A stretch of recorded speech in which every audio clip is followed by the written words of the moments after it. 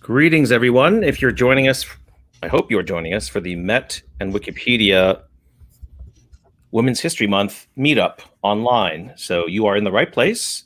My name is Andrew Lee, and we'll be introducing the folks on the call and the panel later on. But hopefully you are here for the Met and Wikipedia Virtual Edit Meetup for Women's History Month. So thanks for being here. Please do tell us where you're coming from.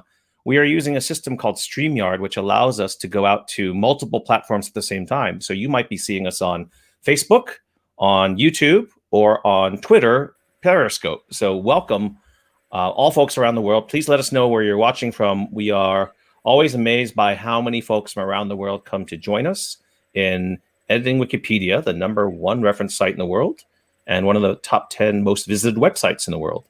So we're seeing people from all over the world come here, from Finland, from Turkey, amazing, from Europe. So please do let us know where it comes from. South Carolina, Michigan, Croatia, New Jersey. And we'll get started in a few minutes. We'd like to start a little bit early just to get the social media warmed up. If you have not been to the meetup page, you can go to the page that you see on the screen on Wikipedia. An easy way to go there is if you're in Wikipedia itself, you can go into that search Wikipedia box and just type in WP:, this is all caps, this will be WP: Met WHM, which stands for Met Women's History Month. Or you can go to the URL that you see scrolling along the bottom there, enwp.org, which is a shortcut to Wikipedia, English Wikipedia, and type in WP: Met WHM. So great to see so many folks from Brazil. Oh, we've got a Brazil connection that we'll be talking on later on. So Giovanna's there on our panel from Brazil. So welcome. From Portugal, from Brazil, from Spain, from Albany, New York, from Canada, France, Paris, France. Amazing. We'll be talking about a French artist today as well. So someone says, I miss you, Met. Thank you for that. We all miss the Met. And Jeannie Choi, who's here from the Met, will be talking about what the Met is doing right now, and it is open in limited amounts, right, Jeannie? So it is possible to go. Yes. We're open, but just at 25% capacity. I miss the Met too. I've only been there once in the past year. So. Ooh, yeah. Wow. So San Francisco, California, Hungary, China. My goodness, this is amazing. Peru. Wow. Vietnam. Always want to visit Cusco. So please do go to the meetup page there. And hopefully, if you want to be fully involved today, the best thing to do is to create an account on Wikipedia. There should be a create account button in the upper right-hand corner. Or you go to the link that Richard, who will introduce in a second, register.wikizeum.org. That's a shortcut. That's just a nice way to get to the registration for a Wikipedia account. So if you go there now, that'll save a lot of time when we start walking you through some of the things that you can do. Other folks from Virginia, New York City, Portugal. Wow. Hi, Alicia in Sweden. We've got some folks we know from the Wikipedia universe, but lots of new folks here. That's great to see. Susanna from Helsinki, welcome. Another person saying they miss the Met so much from Boston. Thanks so much. And just to give you a little bit more in terms of logistics for using this system, if you're on YouTube, we'll see your identity and we can bring up comments on a selected basis, right? So we can bring up folks from Uruguay, from Poland. So this is meant to be interactive. Please do let us know your thoughts and your observations as we start to walk you through how to edit Wikipedia and Wikidata. You can actually send us the things that you're working on, links to pages, links to items that you've helped improve. And that's what makes this so much more interesting as an interactive experience. So if you're on Facebook, you may need to go to streamyard.com/Facebook to authenticate so we can actually see your name on screen here. So we have folks from Norway that we can see on screen, or from France. Thank you for coming, all of you. And that makes it easier for us to see the name. Otherwise, we'll just kind of see an anonymous name from Facebook. So if you go to streamyard.com/Facebook, you can authenticate yourself and we can see you on there.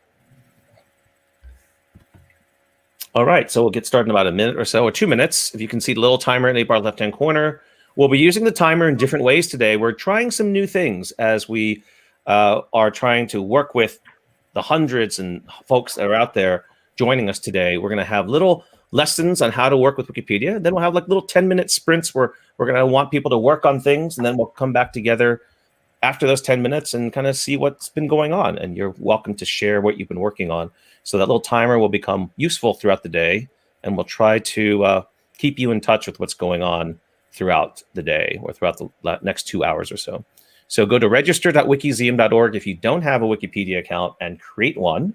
That'll make things a lot easier as we go forward. And I highly recommend you add an email to that account in case you want to recover your password. It's the only way to recover your account is if you leave a password. If you leave an email in there.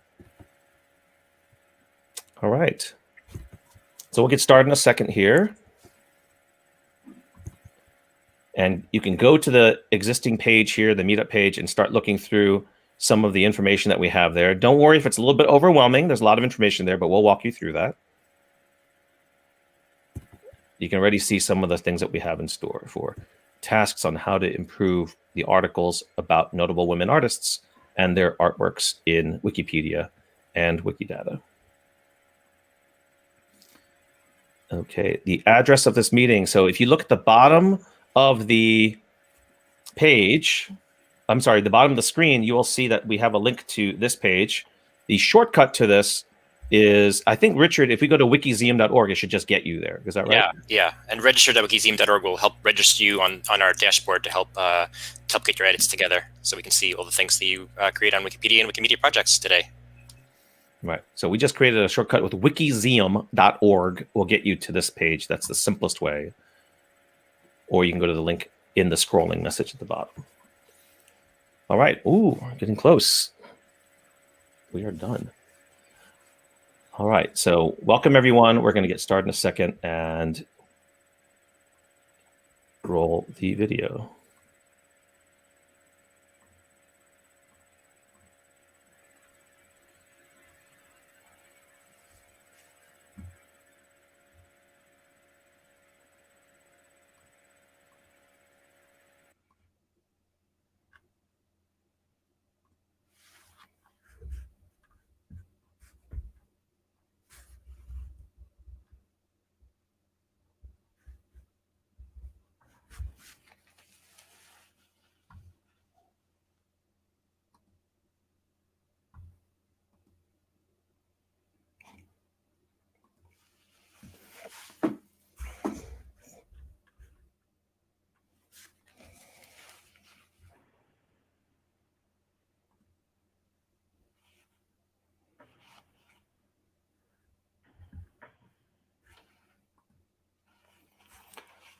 Hi, everyone. Welcome to the Met and Wikipedia Virtual Edit-a-thon Meetup for Women's History Month. My name is Andrew Lee, also known as user Fuzzheado on Wikipedia. I am the Wikimedia strategist with the Met Museum. I want to bring up our other two folks here from the Met. Hi, Jeannie. Tell us a little bit about yourself and who you are. Hi, everyone. I'm Jeannie Choi. I'm the general manager of collection information at the Met, where I oversee collection cataloging and digital assets. And I've been working with Wikidata and a lot during the past year. And I'm going to give a sort of an overview of women artists in our collection. And I'm so happy that you all have joined us. This is our second virtual edit-a-thon. Our last one was our fashion meetup last September, was very successful. So we're looking forward to a great afternoon. Thanks for joining us. Thanks, Jeannie. And I want to introduce Richard. Richard, tell us about you. Hi, I'm Richard Nipel, user Pharos on the Wikimedia projects. Great to see everyone today. I'm partly as Wikimedian residents at the Metropolitan Museum of Art, and also give my greetings from Wikimedia New York City, your local wiki chapter, if you're in New York. And I hope to share today some tools to create new articles about artworks, including translating articles, so we can find what articles on works by women that are in the Met collection that are not in your language yet, as well as a tool to create some new articles on artworks that are in the collection that have not been created yet. So it's a little automatic tool. So hope to share those, and glad to join people during Wiki Women's History Month and the Art and Feminism campaign. Great, thank you so much. And as you might have seen in the pre-show that we had, we're going to be here for about 2 hours. So thank you for joining us. We have about 300 plus folks across the different social media networks that we have. You might be seeing us on Facebook or YouTube or Periscope on Twitter. So please do let us know where you're watching from if you have not already. It's just great to see so many folks from around the world here. And the rough idea of what we have today is to talk a little bit about the context of Women's History Month and what we're doing at the Met and trying to improve content in Wikipedia and its companion project Wikidata with Met content, and also with all the volunteer effort that hopefully you bring to the table today. So just to make sure we all know how to work this, if you comment on YouTube or Facebook or Twitter, we can see your comments here and we can selectively bring them up on screen, which makes for a very nice interactive way to have a dialogue with you in the audience. So we will give you some basic information about how Wikipedia and Wikidata works and some of the stuff that we're doing with the Met. But then we want this to be an interactive type of session where we'll have about 10 minutes of introduction to some type of topic or some area of expertise. Then we're going to have some training and give you 10 minutes to work on some content. And hopefully through the social media site that you're on, you can actually send us the types of things that you're working on. And we're going to have these little sprints of 10 minutes of work, 10 minutes of evaluation and maybe learning some new things, and go back and forth. And I think this will keep everything lively and interesting for a lot of folks out there, even if you've never edited Wikipedia before. And even if you have edited Wikipedia, I'm pretty sure you'll learn something new today with this format. So we're looking forward to trying out this experiment.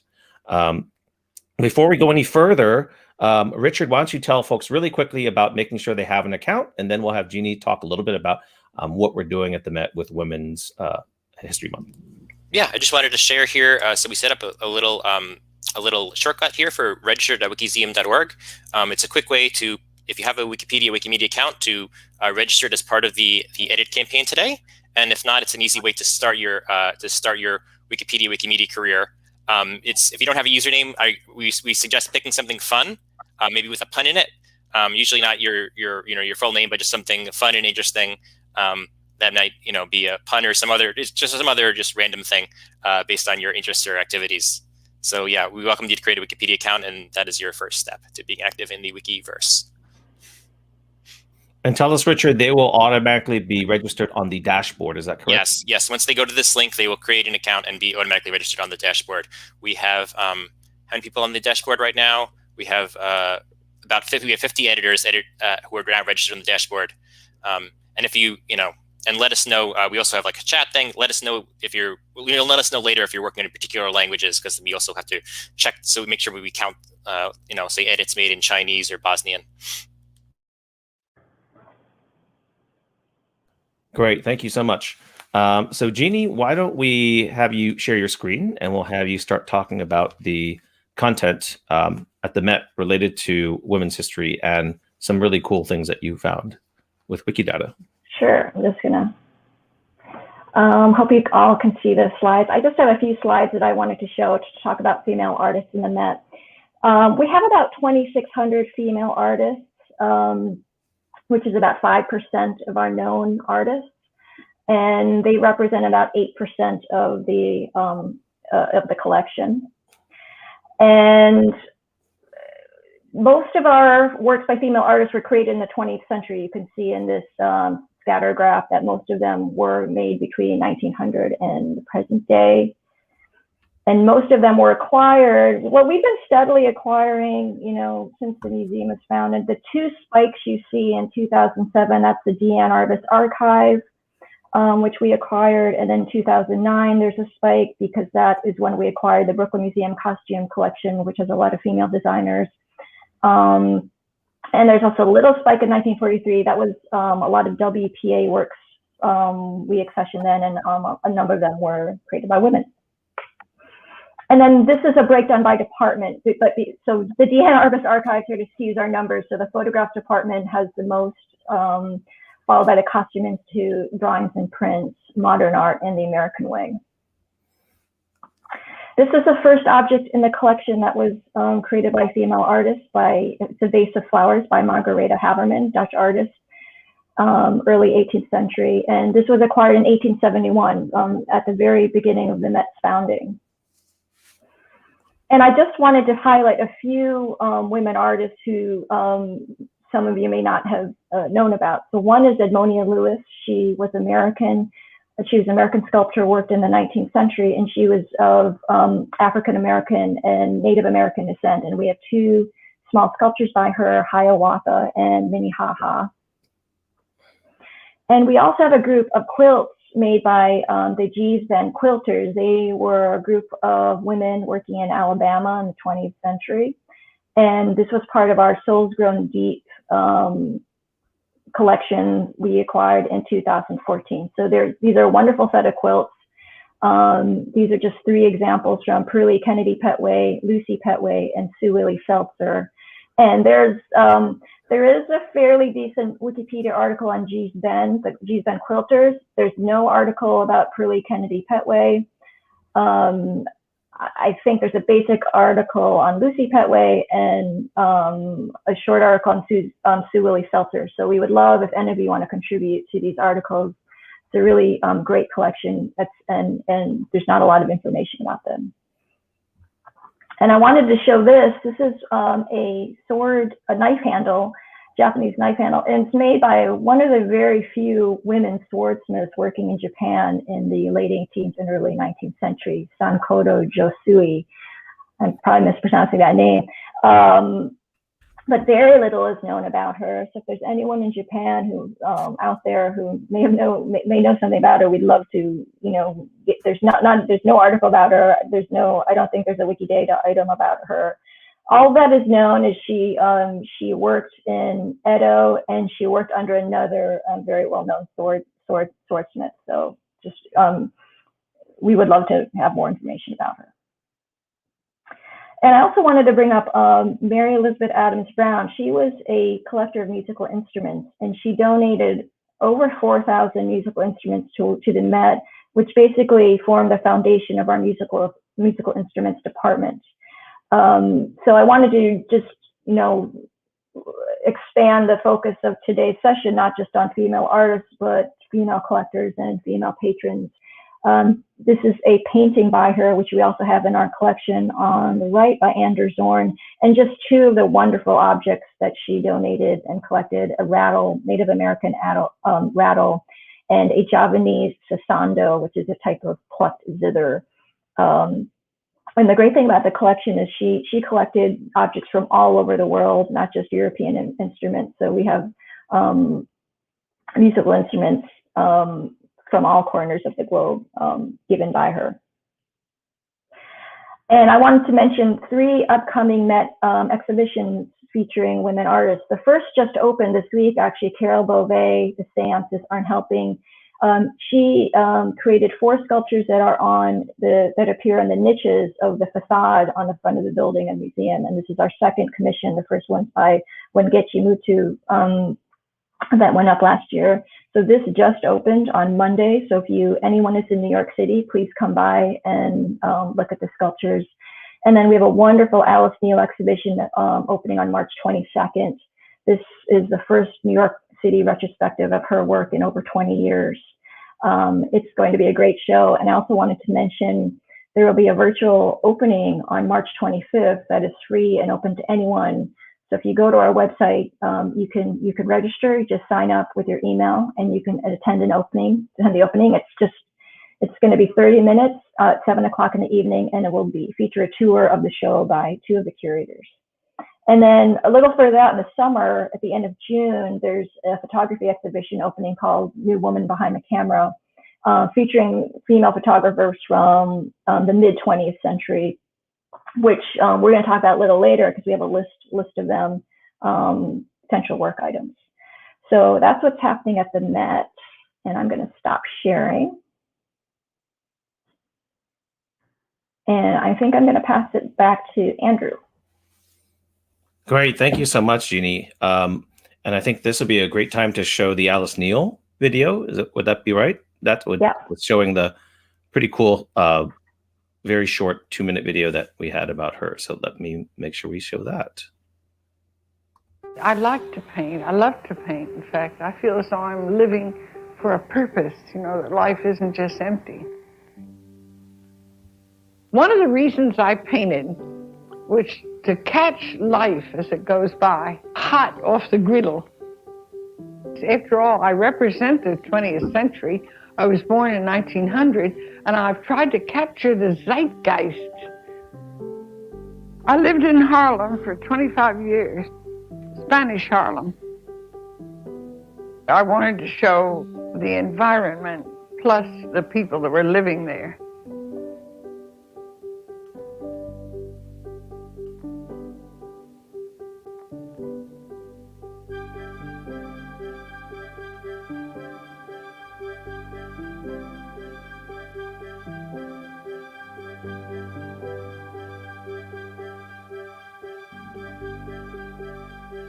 And if the world changes, of course your vision changes in a sense with the time. It isn't just that I'm older, it's that people also are different. Maybe I have changed also, I don't know. I don't feel either that there is definite female painting, you know. I don't think there's an iconography that goes especially with women. Long before they talked about being autobiographical, I was, and yet not completely, because there's aesthetics in my work. You see, art for me was more than a profession, it was also an obsession. I painted in obscurity for years and years. But if I didn't paint all the time, I probably wouldn't live. That's what keeps me alive.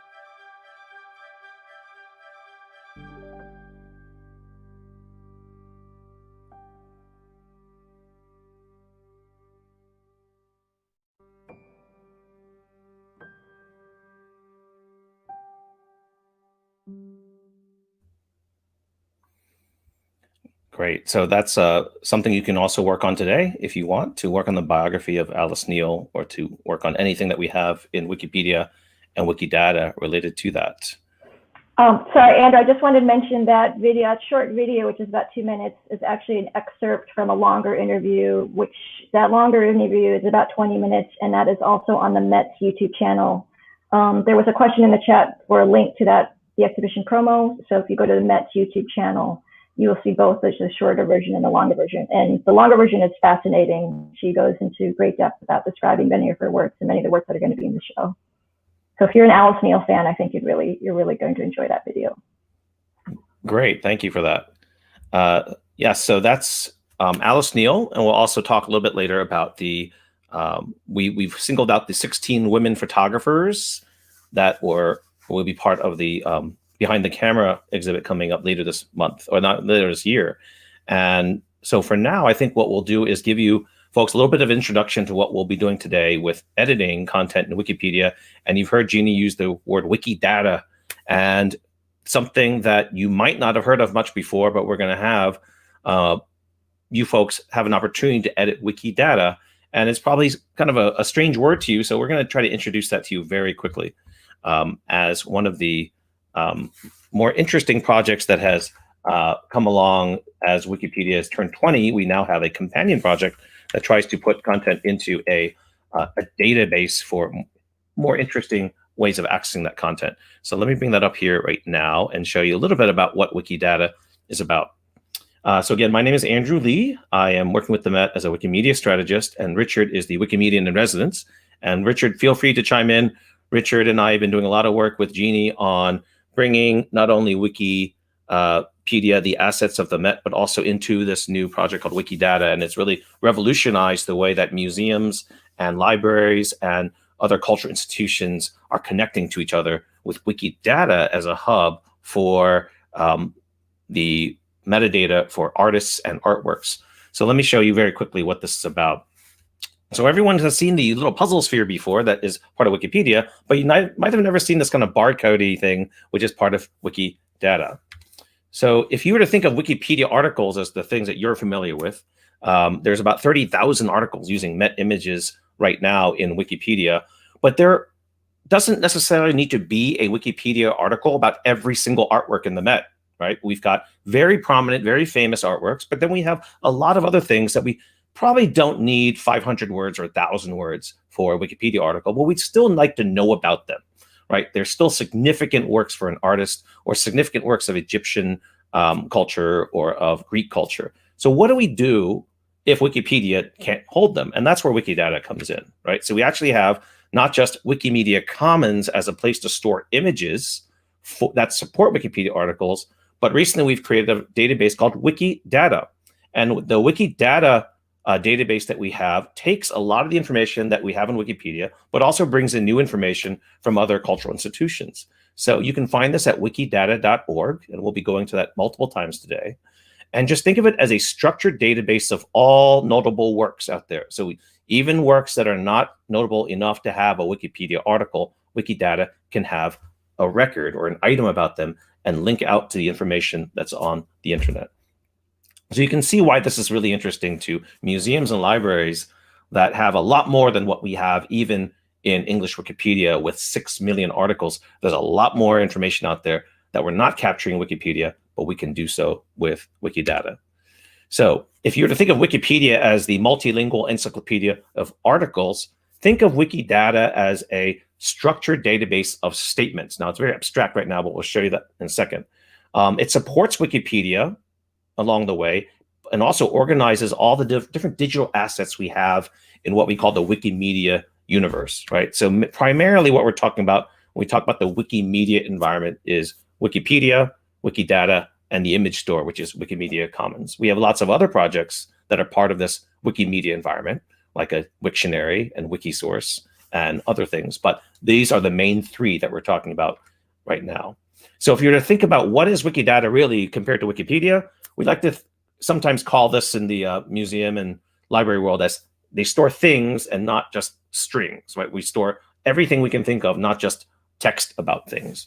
So what's a good example of this? Well, you might see a sentence like this in Wikipedia, like the United States Congress is the bicameral legislature of the federal government of the United States, right? Or the Metropolitan Museum of Art is an art museum located in New York City.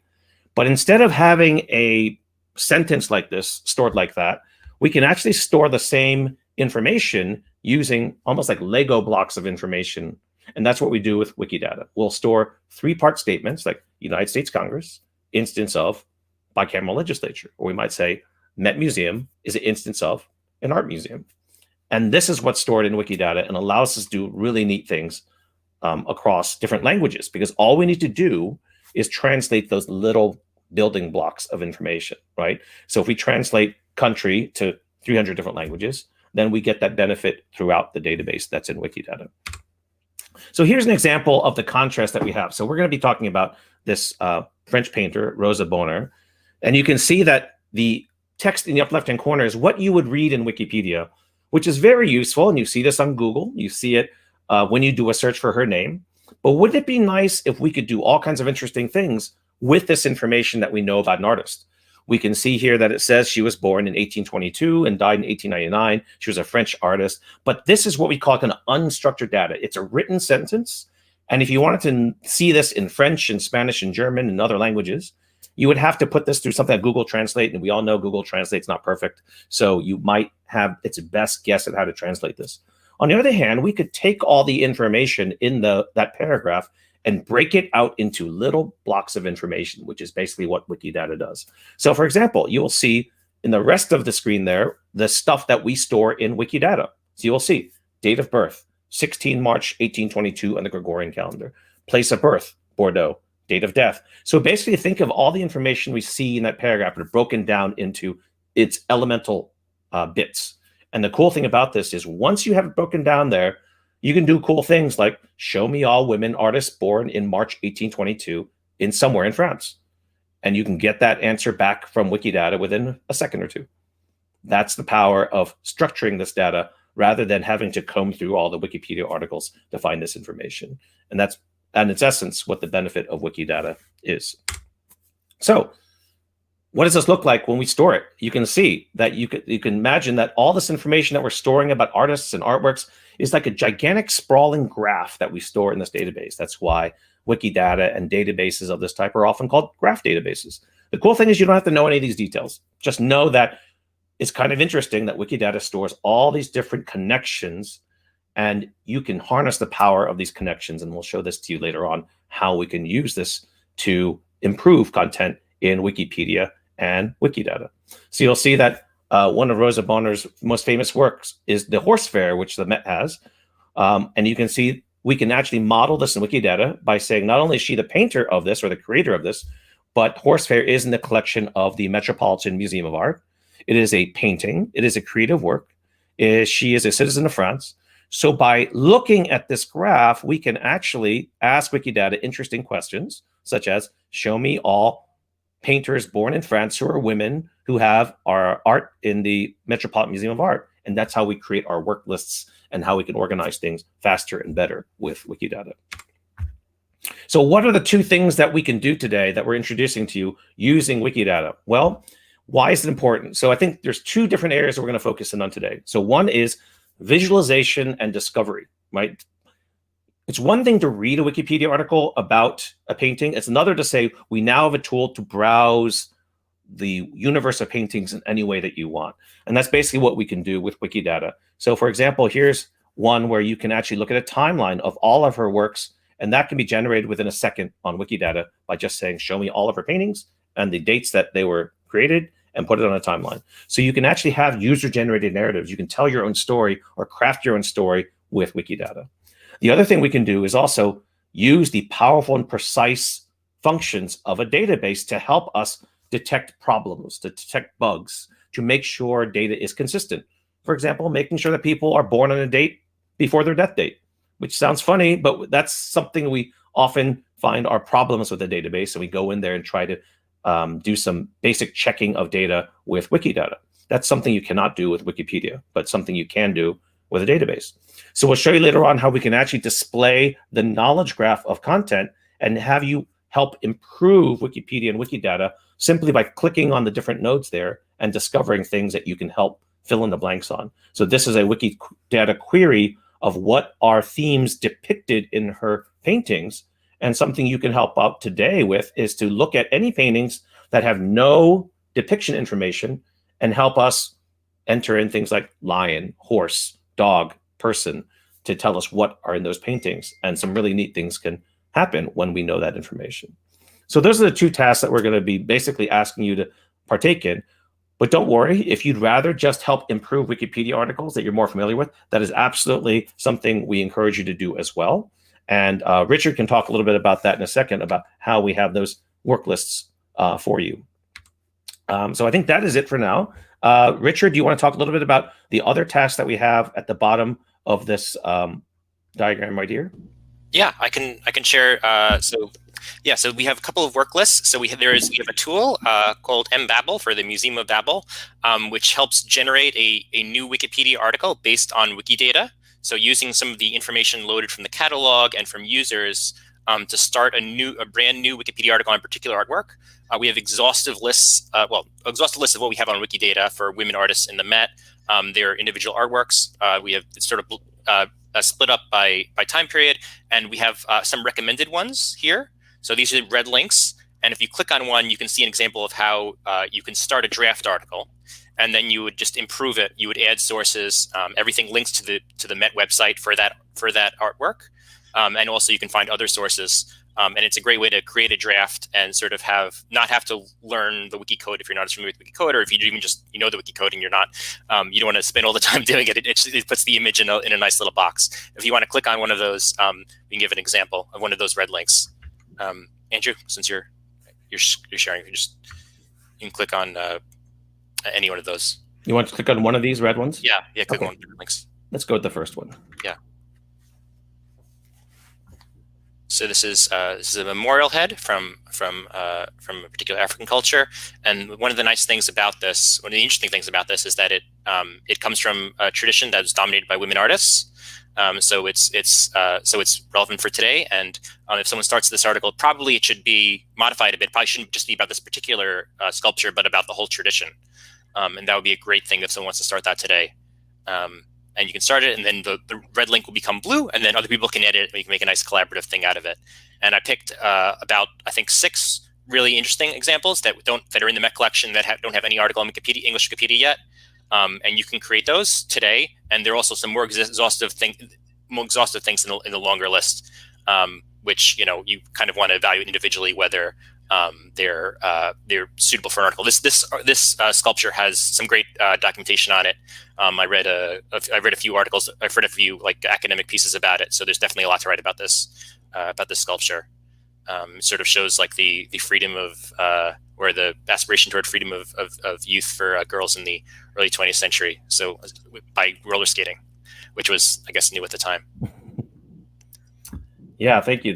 So this is a really cool feature that we now have working with the stuff that we just talked about, right? So if you look at the girl skating Wikidata item, this is Wikidata Live right here, we actually deal with what we call Q numbers, right? So you can imagine over time, there might be multiple artworks called girl skating. We certainly know that there's multiple ones like the Last Supper, right? There's not only Leonardo's Last Supper, but there's many, many Last Suppers. So we actually have a unique identifier for every item in Wikidata. So we don't have to worry about the same name over and over and over again, right? So this is what we call the Q number in Wikidata. And we'll be talking about that a lot. That's the basic unit of identification we're dealing with there. And then if you scroll down here, you can see that it's a sculpture, right? It is, here's the image for it. This is the inception or the creation date of that.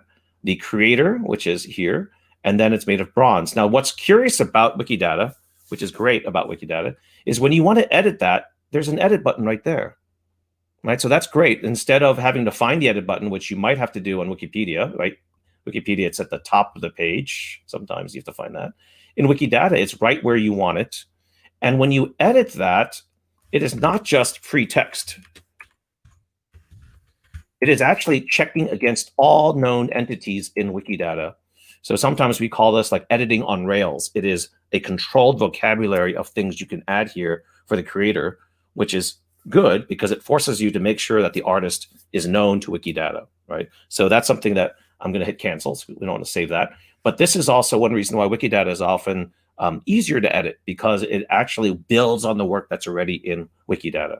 So that when you enter things like made from material, it looks to see what are the materials that are commonly used for this field, and it'll bring in the right recommendations there, right? So that's really nice to see in Wikidata. And then when you edit this, you'll have the same thing if you've ever edited Wikipedia, of being able to look at the history to see every single change that's been made to that Wikidata item. Okay.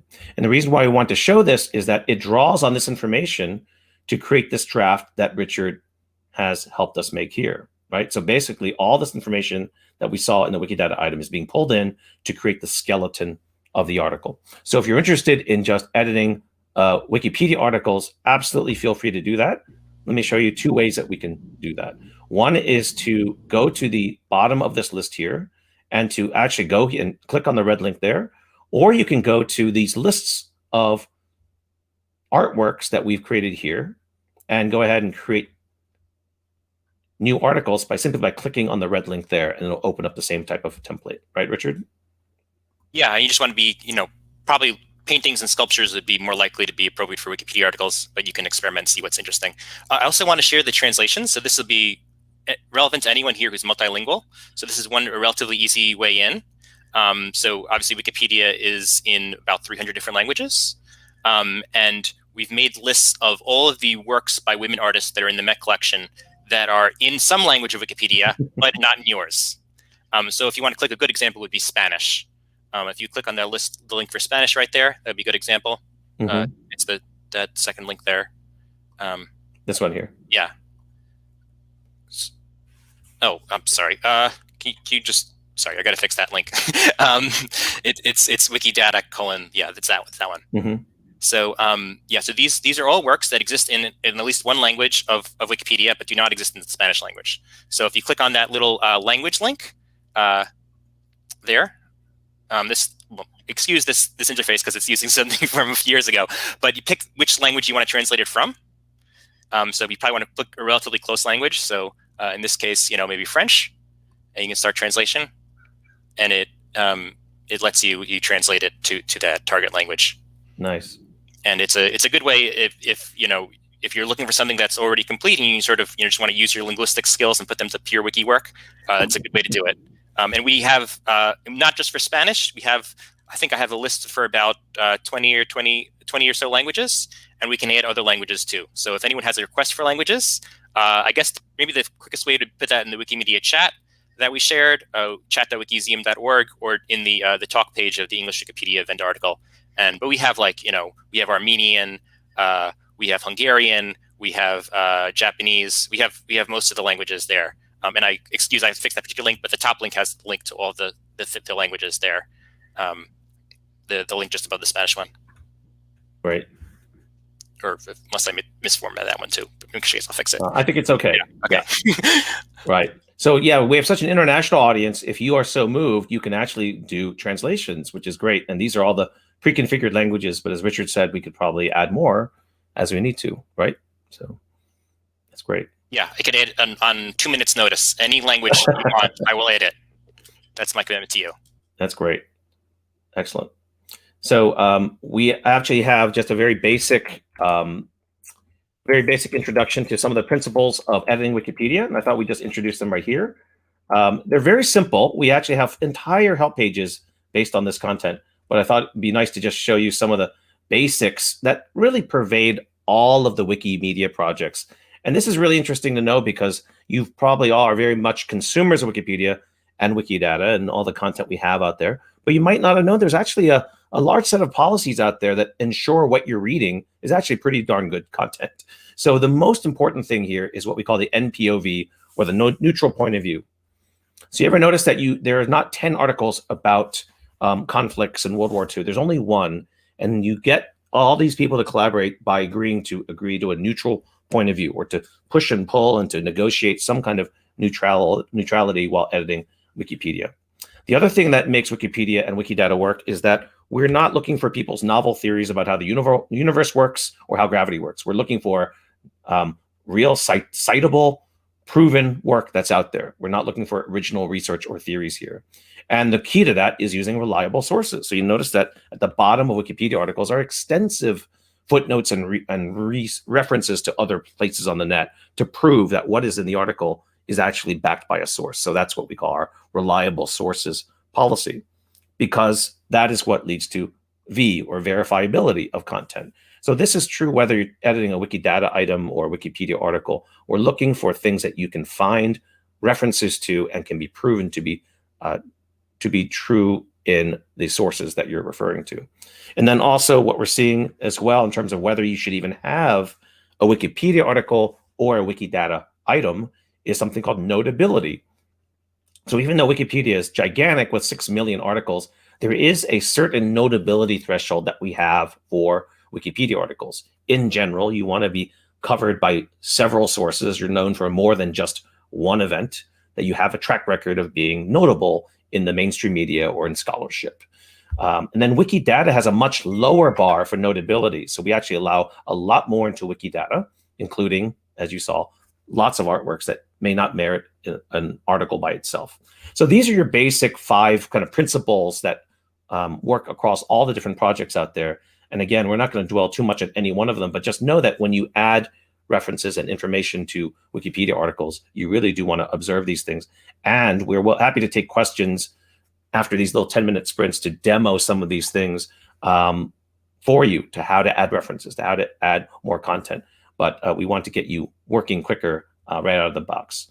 So anything else we need to tell folks, Richard, before we jump into the Wikidata workflows? I think that's a pretty good. No, I think we should get going, move on. Okay, great.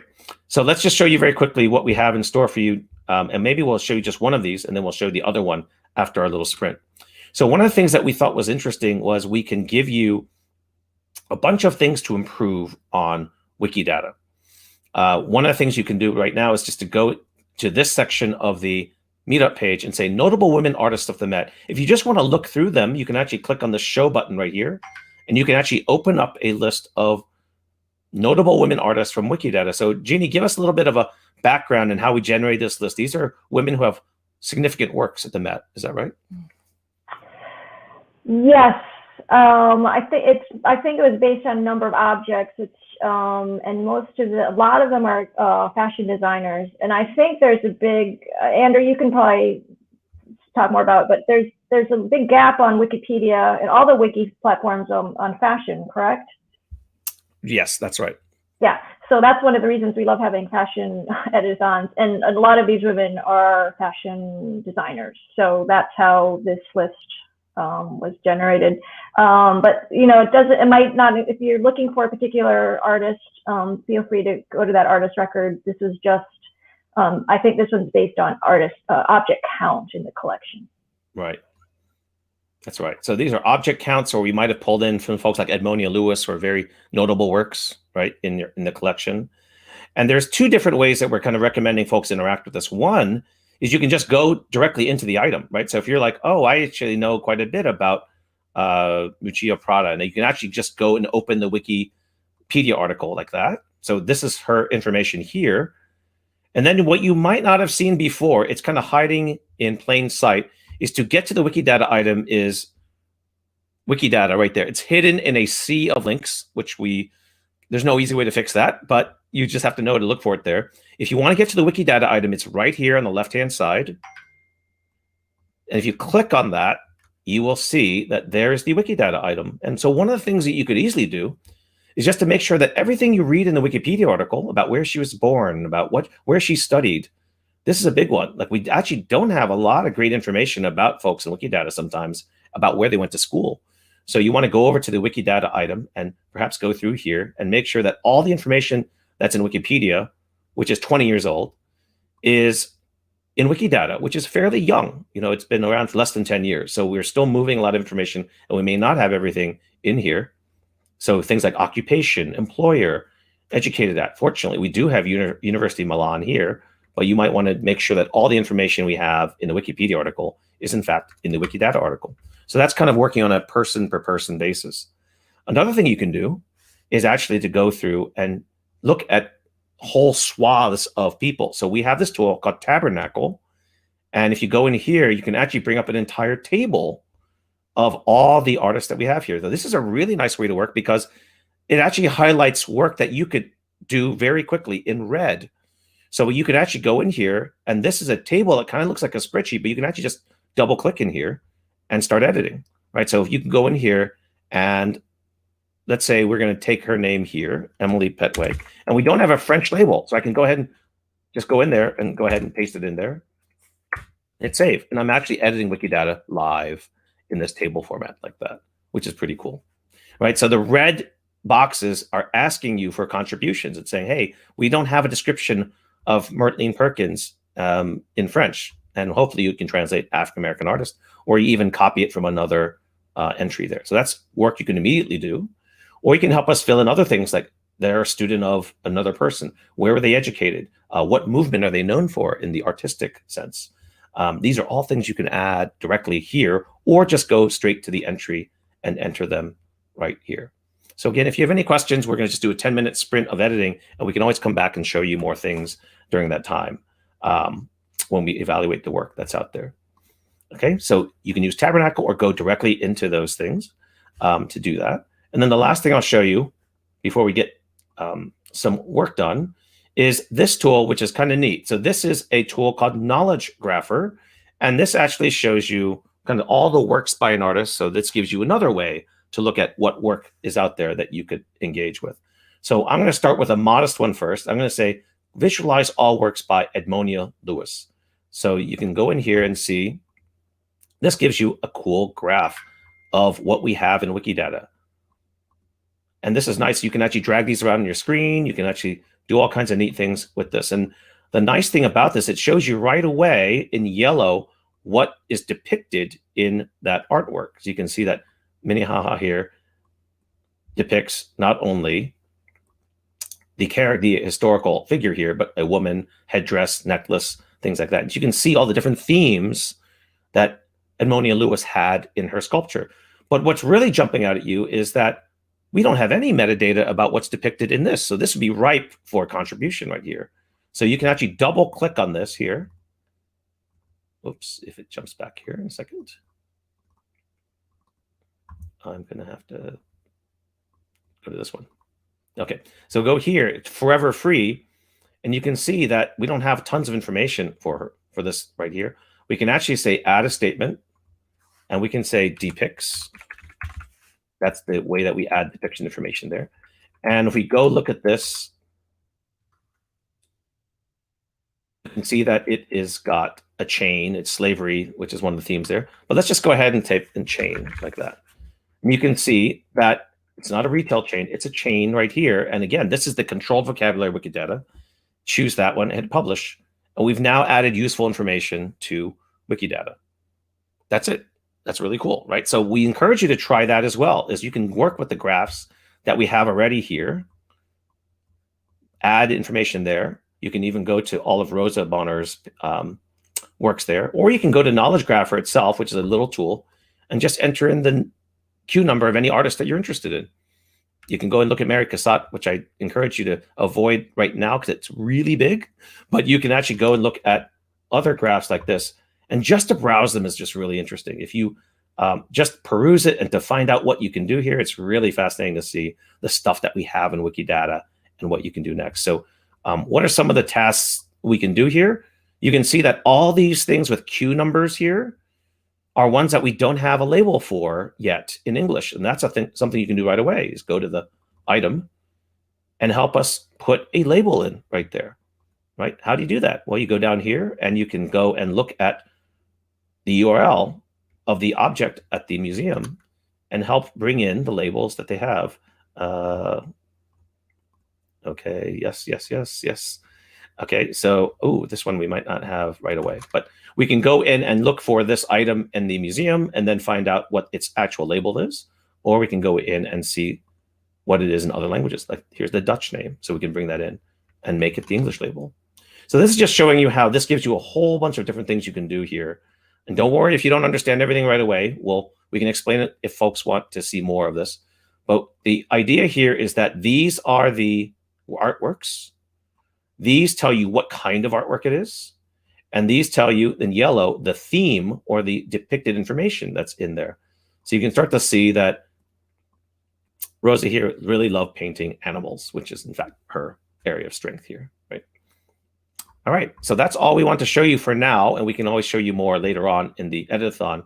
But this is a really novel and different way to improve the content for Wikidata and Wikipedia in ways that maybe you didn't know about before. So any other comments from Jeannie or other folks about how we might start editing this? And if you want to, I don't know if you can go back to the knowledge graph and show it in a different language, just to show the power of the translated content on Wikidata. That's a great point. So one of the powers of Wikidata is that I happen to be looking at this in English, right? So I'm saying, oh, that's a lamb, that's a sketch, that's a study.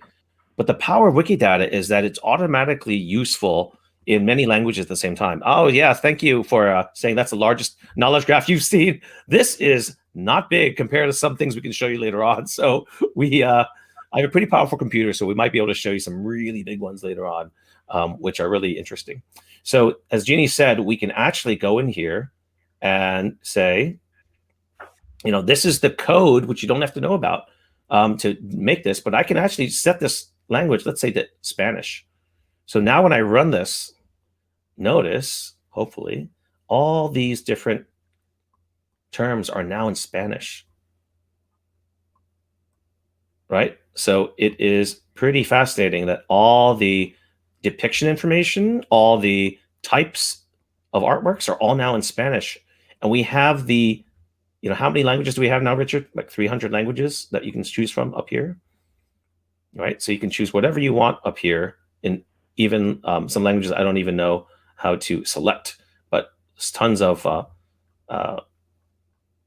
languages just to choose up here, and the interface will change to reflect those languages. So that's another benefit of Wikidata, is you don't have to wait for someone to translate all these things. It kind of comes for free in Wikidata. And also, Andrew, one of the benefits of Wikidata is the internet search engines and voice assistants are constantly pulling Wikidata, and they actually use them in their own search results. And Andrew and I did some experiments last year. We created a Wikidata item and a Wikipedia article on a newly acquired work in the Met's collection, and it came up in Google, like, I don't know, within an hour. So it's such a powerful tool for us at the museum to extend the reach of our collection, especially in translated languages. So we're working so hard to get more of our content onto Wikidata. Right.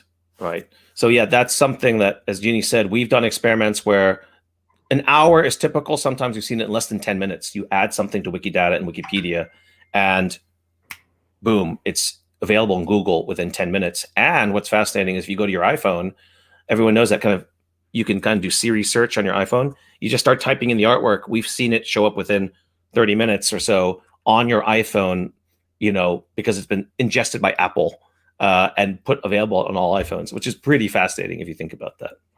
So yeah, we see some great comments here saying Wikimedia projects are very helpful tool for foreign language learning. That's absolutely true. It's really fascinating to see all that. And we're just hitting the tip of the iceberg in terms of what we can do with multilingual content. So what I thought we could do, and you'll see the little timer in the upper left-hand corner, give you folks some time to play with the things that you see on the screen, and including looking through either Tabernacle. So I'd recommend either looking at Tabernacle here while logged in. And the first time you run this, it might have you need to log in notification in the upper right-hand corner. So I encourage you to do that. And just peruse this and kind of see how this all works. The other thing you can do is to scan this list of women artists here to see what might float your boat in terms of whether you're interested in fashion designers. And as Jeannie said, we absolutely love contributions in the area of fashion design. Look at how much information is missing for fashion designers here. And they absolutely are really valuable things to have in Wikipedia and Wikidata. And then the third way is to go and use the knowledge graph, as I mentioned, right? So you can actually go down and try looking at the knowledge graph here.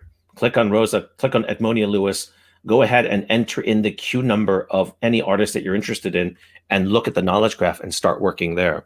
So I know that this is a little bit overwhelming, but that's why we're giving you 10 minutes to browse around. We'll also kind of show you things on the screen, but I know that for folks who might be distracted by people talking while they're trying to work, you can mute because you can see that little timer in the upper left-hand corner, hopefully count down. And you'll know when to come back and unmute yourself and to come back to listen to us. So we're going to leave it there and have you folks try poking around and try editing something. Just try one edit. And I think the easiest thing might be to go to an artwork and just enter in a depiction statement. That's one of the easiest things you can do. Go to your favorite artwork in Wikidata and then see if you can add something about depictions, which we're still very, very low on in terms of information. Some very famous paintings we have a lot of depiction information for, but most we have very little or no depiction information about, right? So we've started our 10-minute timer. Go ahead and try out either looking at Wikidata items. Of course, you're always welcome to go down and start editing Wikipedia articles themselves by creating them, or going into the lists and editing them by just clicking on the article itself like that. But I encourage you to try the Wikidata because it's actually a very low barrier to contribution. It's quite simple to do. And I will show you some work on the screen here while you can also be working there. But because we know that some people might be distracted by our voices and the sounds we're making, you can mute if you want and just look at the timer and work on your stuff. And we'll reconvene here at in about 8 minutes or so after you had time to poke around. If that sounds good, then let's get working and compare notes and send us in the chat and your comments things that you've been working on, either individual items or Wikipedia articles that you're working on. We'd love to see what you're working on, even though we can kind of look at the dashboard and get some of that information. We'd love for you to share either interesting things you found or things that you've improved or things you've noted while looking through those areas. Andrew, there are a couple of questions in a chat. Is the MediaWiki account different from the Wikipedia account? Yeah, good question. Richard, you want to answer that? Yeah, we have the same account for Wikipedia and Wikidata and Wikimedia Commons. So, you know, we just use the same account for all those. And if you want to, you know, asking if we were talking about editing Wikipedia, I don't know if we'll have a lot of detail about that, but we will have some. And you're certainly welcome to do that. If you want some individualized help with that, you can go to the chat and people will help you out there. There are a lot of people there who are very knowledgeable about editing Wikipedia.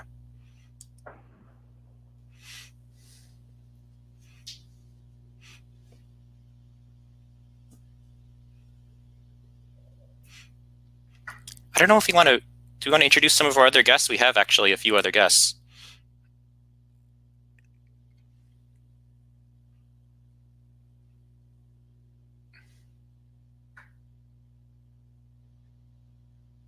Andrew, you're muted, Andrew. Sorry about that. I thought what we could do is let's do the sprint first, because I don't want anyone who's working to miss out on our wonderful guests.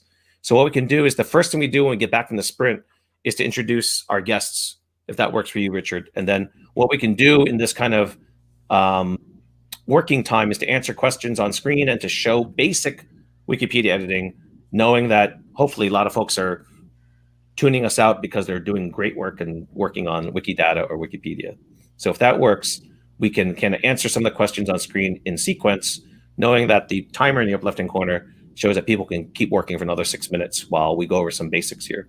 So I think maybe what we can do very quickly is to answer this question, Richard, is how to edit an actual article. So maybe I'll bring it up and maybe you can narrate some of the stuff that, what it takes to edit a Wikipedia article, right? So the most important thing is make sure you're logged in. That's the thing that we encourage people to do.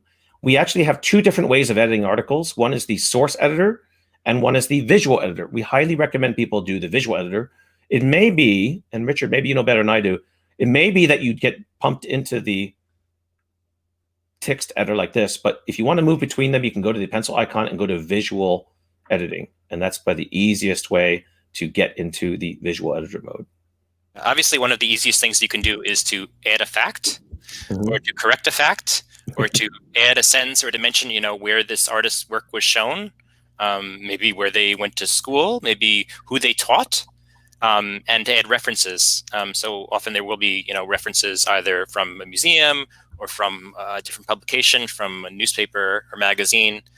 So if you can add one fact to one of these artists' articles, that would be a very valuable contribution for Wikipedia today. That's right. That's a great point. So this is one I singled out before, Yoli Tang. She's doesn't have that much information, even though she made it into one of the more significant women artists that we have at the Met. So one of the things that if you're scanning down here, you could do some very basic things, such as just add wiki links. So let's go into the visual editing mode. Again, if you're not in the right mode, you can always go to visual editing right there. And just show you some basic stuff about how to link to stuff. So let's say we have not linked to New York City before. So what we could do is say, let's make a wiki link from New York City. So I selected New York City and I can say, hit the link there, and it'll try to find the matches in Wikipedia right there. So I can choose New York City, and then you can see right there, it is now linking to New York City. So let's just say that's the one change you want to make. You click on publish changes. And then we really like for people to add an edit summary here, right? So Richard, give us some advice on what we should put here. I'm sorry. What change did you make? Don't worry.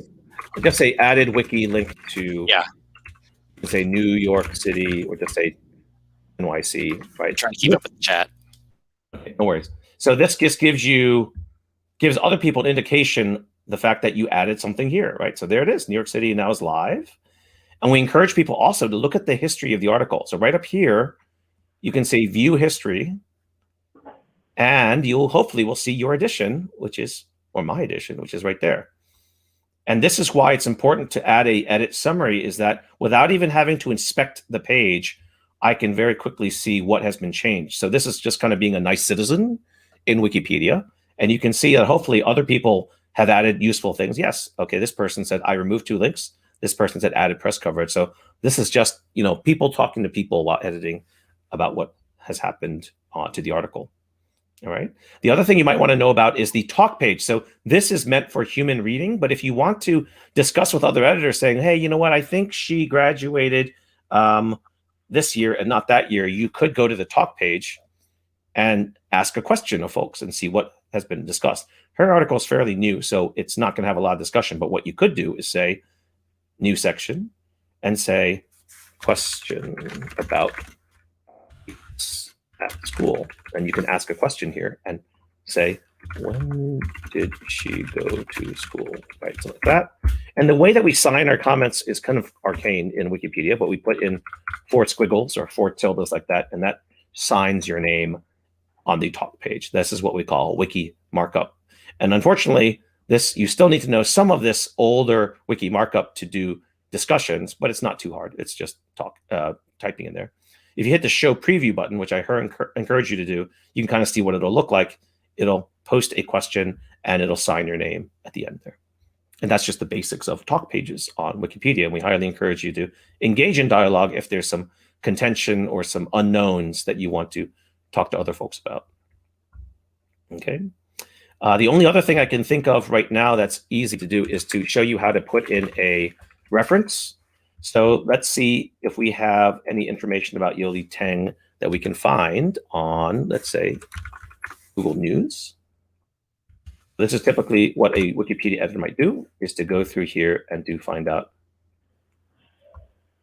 This is interesting. Look, she's teaming up with Richard Serra at the Phoenix Art Museum. So this might be an interesting news tidbit that we want to put in. All right, so I'm not sure if this is new or old information, but just let me show you how we put in a reference. So I will copy the URL, right, the web address of that article. So let me see if Sarah is mentioned in here. Aha, there it is. So there is that information right there.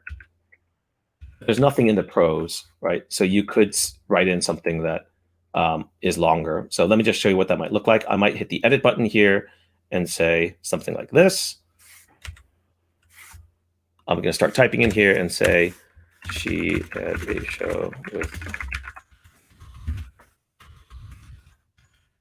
Not saying this is beautiful prose. I'm just saying this is an example of what I might in here. And then the key here is that we don't like claims like this without any references. So what I can do is go in here, say cite, right? So I hit the cite button here, and I can paste in the URL I just had and hit generate. And hopefully some magic will happen here. It's going to go to the website, grab the information, and this is pretty good. So you can see it's Jeannie, I think this is Women's Wear Daily, right? WWD is probably what it is. Yeah. Yep. And then you can see that it grabbed the title. Oh, we are down to our last second there. So I'm going to pause that for a second. We are seeing that it grabbed the author, but it kind of got it wrong. It doubled it there, but that's okay. Most everything else is okay there. I can go ahead and hit insert. And there I am. I've inserted a reference for that claim. The nice thing is, even if it's not perfect, I can go in here and hit edit. And I can actually just go in and delete that replicated name. You know, most of the time, scraping that information works out well. Sometimes there's some errors. It's okay. You can clean it up right there. Hit apply changes. And there we are, a well-formed reference for a new chunk of information we've added to the Wikipedia article. All right. And then if I spent more time, I would say that's a really good sentence. I hit publish changes, but I just wanted to show you what that looks like. Hopefully, when you scroll down to the bottom, you will see right down here, there's the reference I added in number 13 right there. So those are kind of the main skills to edit Wikipedia articles, the visual editor and adding references for any words that you write in there. Okay, hopefully that was useful to folks who are editing Wikipedia for the first time. All right. Someone said, hate technology here for the art presentation. No worries. We'll talk about art. Don't worry in a second. Hopefully you can see that we're using technology and art together to do some interesting things, but no worries. We're doing little 10-minute sprints, hopefully to clarify anything that people have questions about along the way. So we're back here to the planning page, and we've done our 10-minute sprint. So hopefully folks have done some interesting things, or feel free to tell us things that were interesting, might have been confusing, things we can clarify. We just showed you roughly how to do some basic Wikipedia article editing. We can show you some more things about Wikidata in a second, but we wanted to introduce you to one of our veteran Wikipedia and Wikidata editors, Jane Darnell. Hello, Jane. How are you doing? I'm very good. I was active on the chat. It's hard to keep up with you guys. Yeah, no worries. But Jane, I thought you could tell us a little bit about yourself, because you have been highly prolific in a lot of the art-oriented editing initiatives that we have in the Wikipedia and Wikidata field. And specifically, you've been working with not just online resources to improve Wikipedia and Wikidata, but you're going to print catalogs, things that may not have been digitized yet. And if you work only with online sources, you might be missing a lot of stuff. So you're doing the hard work of going to older Met catalogs or older art catalogs to get information there to help improve content about, let's say, women artists that have been left behind in history. So tell us a little bit about what you do and what your area of work is, and how some of that is giving you better understanding of these artists and the artworks. Sure. So thanks for giving me the opportunity to plug my work, because I'm always looking for people who are interested in doing other artists. As you can see, it's all dark here. I've got the lights on. I live in the Netherlands, so 6 hours ahead of you. And I got interested in my local museum. And so I am now sort of expert in the artists that came from the town of Haarlem. And that started with work on Frans Hals. And Frans Hals was the first artist that I fully indexed according to his most known biographers, Klaus Grimm and Seymour Slive. And since then, I've sort of graduated to other Dutch artists. And during lockdown, I've been active working on El Greco, which is completely out of my comfort zone, because I think there isn't even an El Greco in the Netherlands. So our National Library, which is my normal go-to place for sources, is completely useless. And I have noticed that there are a lot of El Grecos stashed all over in the United States, and I had no idea about it. And he's one of the artists that has quite a few forgeries and quite a few lost paintings. And so it's been an interesting journey to untangle the El Greco paintings that have been documented in various language Wikipedias. And as I was discussing before, I was astonished to find out that there's some fan on Polish Wikipedia that has been systematically putting in articles about every single painting they could find by El Greco. And I think that's what I think is so fascinating about Wikipedia, is that we often think of Wikipedia as being this monolithic beast, right? You were talking about the 6 million articles. That only is on English Wikipedia, right? There are so many more Wikipedias that are so much smaller. And Polish is way smaller. So it's just really weird that they would have a lot more extensive information on El Greco than the English Wikipedia. I find that kind of thing fascinating. And I love finding these pockets of expertise locked into all these different languages. There's been a lot of work in recent years on the early icons of El Greco when he was still really in Greece, right? El Greco just means the Greek. And it's fascinating because a lot of them are actually still in situ in these little chapels. You know, Greece is just a country of islands. I find it fascinating. And I think it's interesting because that information is completely inaccessible to me. I mean, I can barely parse the Greek letters, right? Much less try to figure out what's being said about a particular icon. And icons are not my realm of expertise.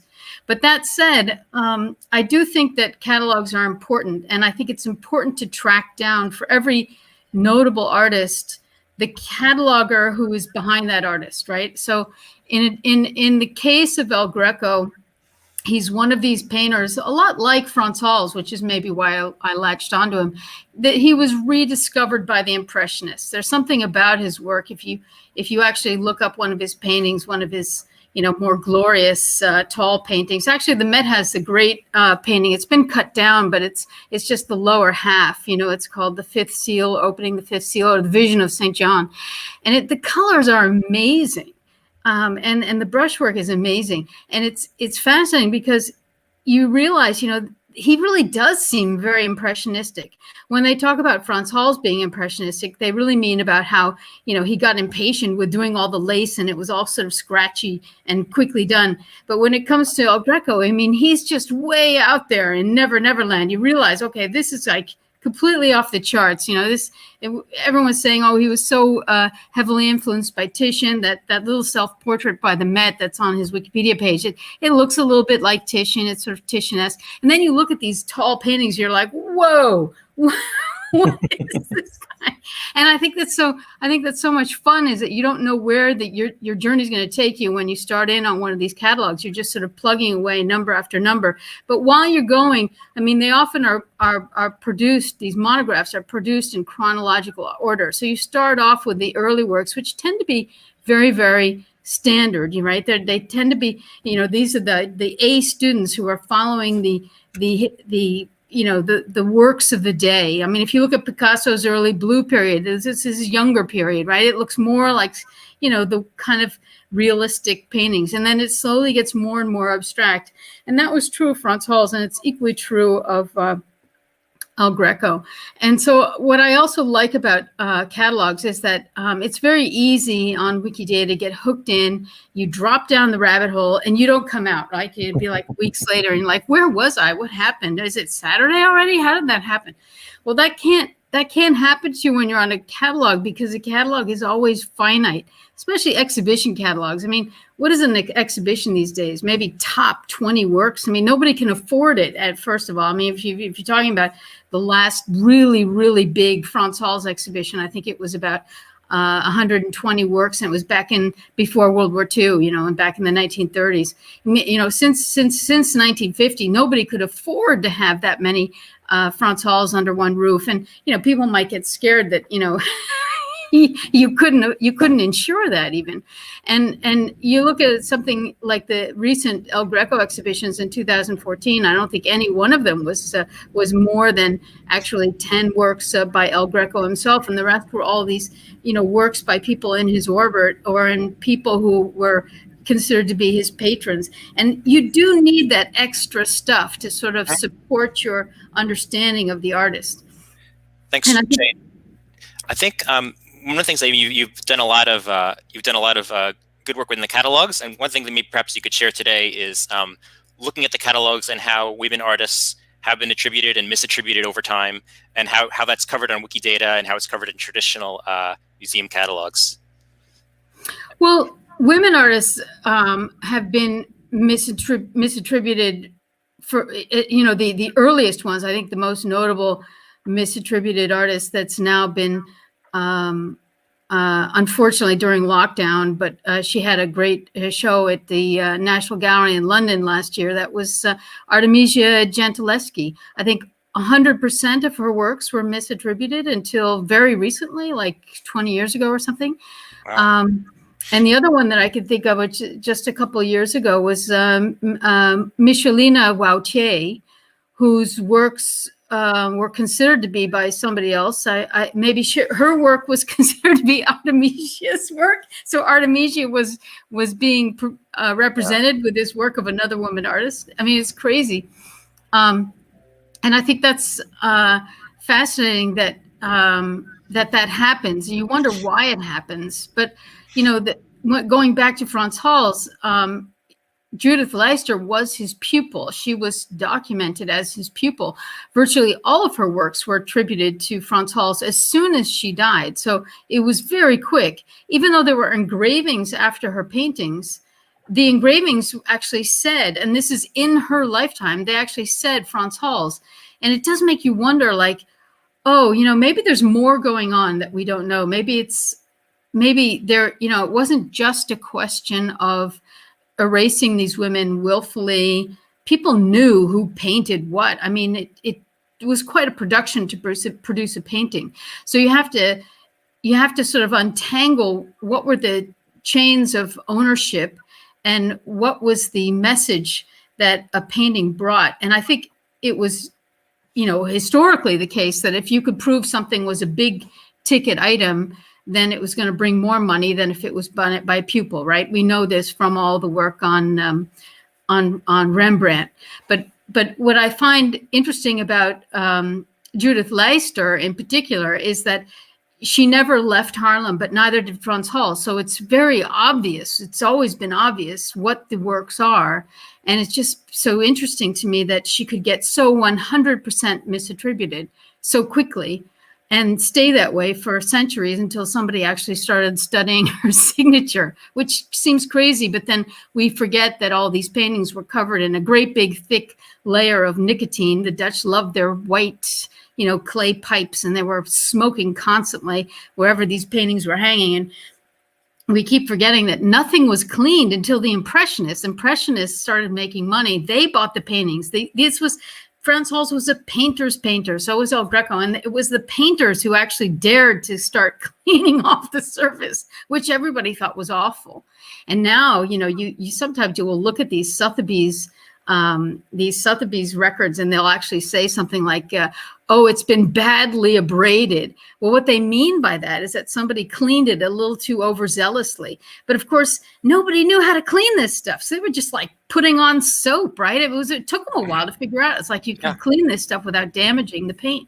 Yeah, that's fascinating.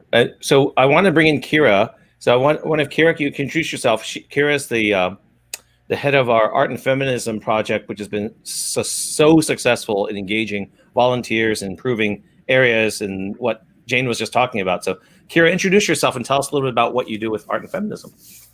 Sure, yeah. Thank you for having me, and thanks for this great programming today. It's great to hear about your work too, Jane. So my name is Kira Wisniewski. My pronouns are she, her, and I have the honor and privilege of being the executive director of Art and Feminism. So Art and Feminism is a global campaign that really works on doing exactly this, like mobilizing editors from around the world to help address these knowledge gaps. And like kind of just building on what Jane is talking about too. It's just even thinking about before we even get to Wiki, right? Just like where these imbalances are in the art world. Cis and trans women, non-binary folks, the BIPOC communities are also underrepresented in the art world. So kind of also relating to some of the stats that were talked about earlier in the program about the Met itself. Like a data analysis of 18 major US art museums found that the collections are 87% male and 85% white. Over 60% of MFA students are women, but galleries only show 30% women artists. So there are a lot of these deficits and imbalances that exist in the art world before we even get to Wiki. So the work that you all are helping do today just really helps us. And so what is on the screen right now is our website that we actually relaunched in December that we're pretty excited about. And you can find out a lot of information about the work that we do, look up resources. We really create our guides and our tutorials with like a feminist pedagogy and the beginner in mind. So there's a lot of different resources there. And then you can also check out our events listing. So not just events, if you like what you're seeing today, there's events happening around the world that you can attend and hopefully, just get more involved. Everybody should edit Wikipedia, and we hope that you join in this work.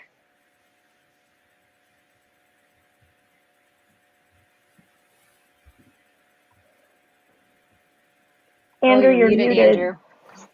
Sorry, I was about to say you had a lot of events at museums. That was one of your major things that you got.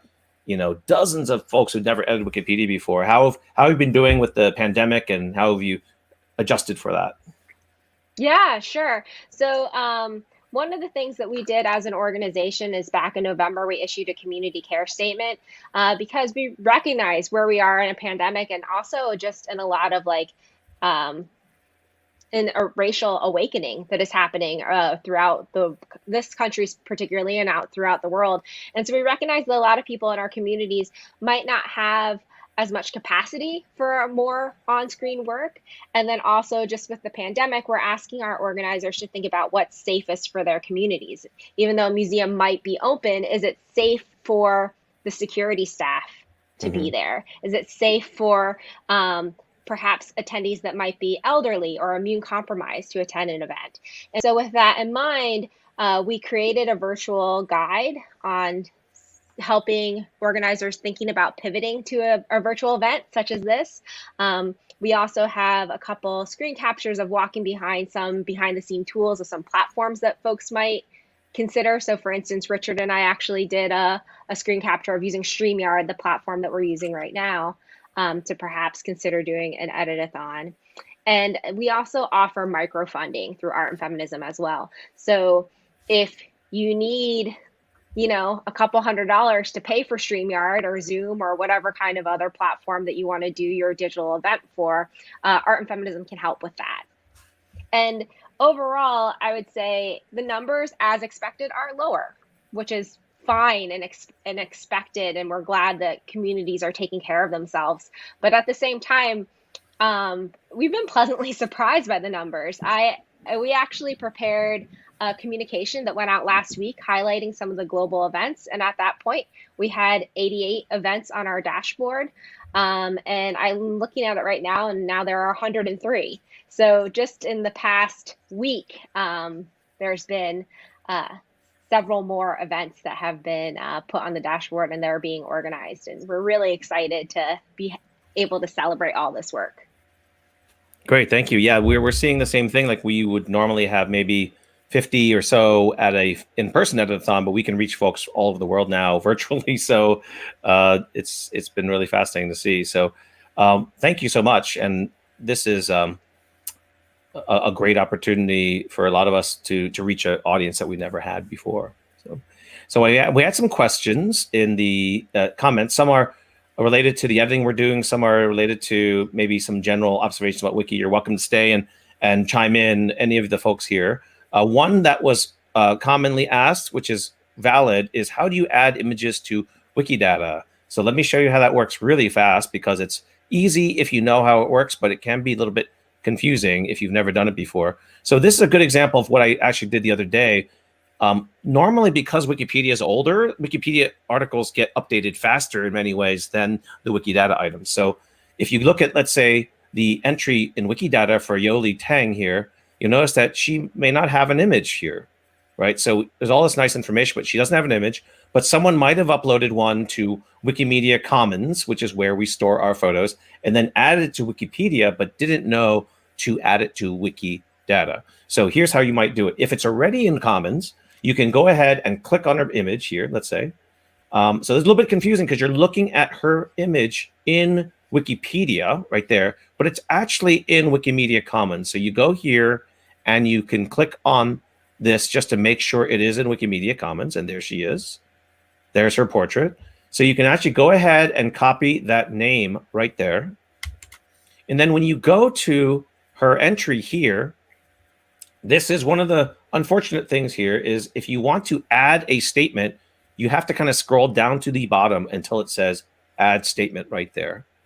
Then I can click on that and choose image. Okay, so yeah, for better or for worse, it's not picture, it's image. So you choose image, and we actually have different things you can add. You can actually add like a 360 image or whatever, but this is the most common thing. You choose image, and then what you can do is just paste in that name that you had. Hopefully it will show up correctly like that.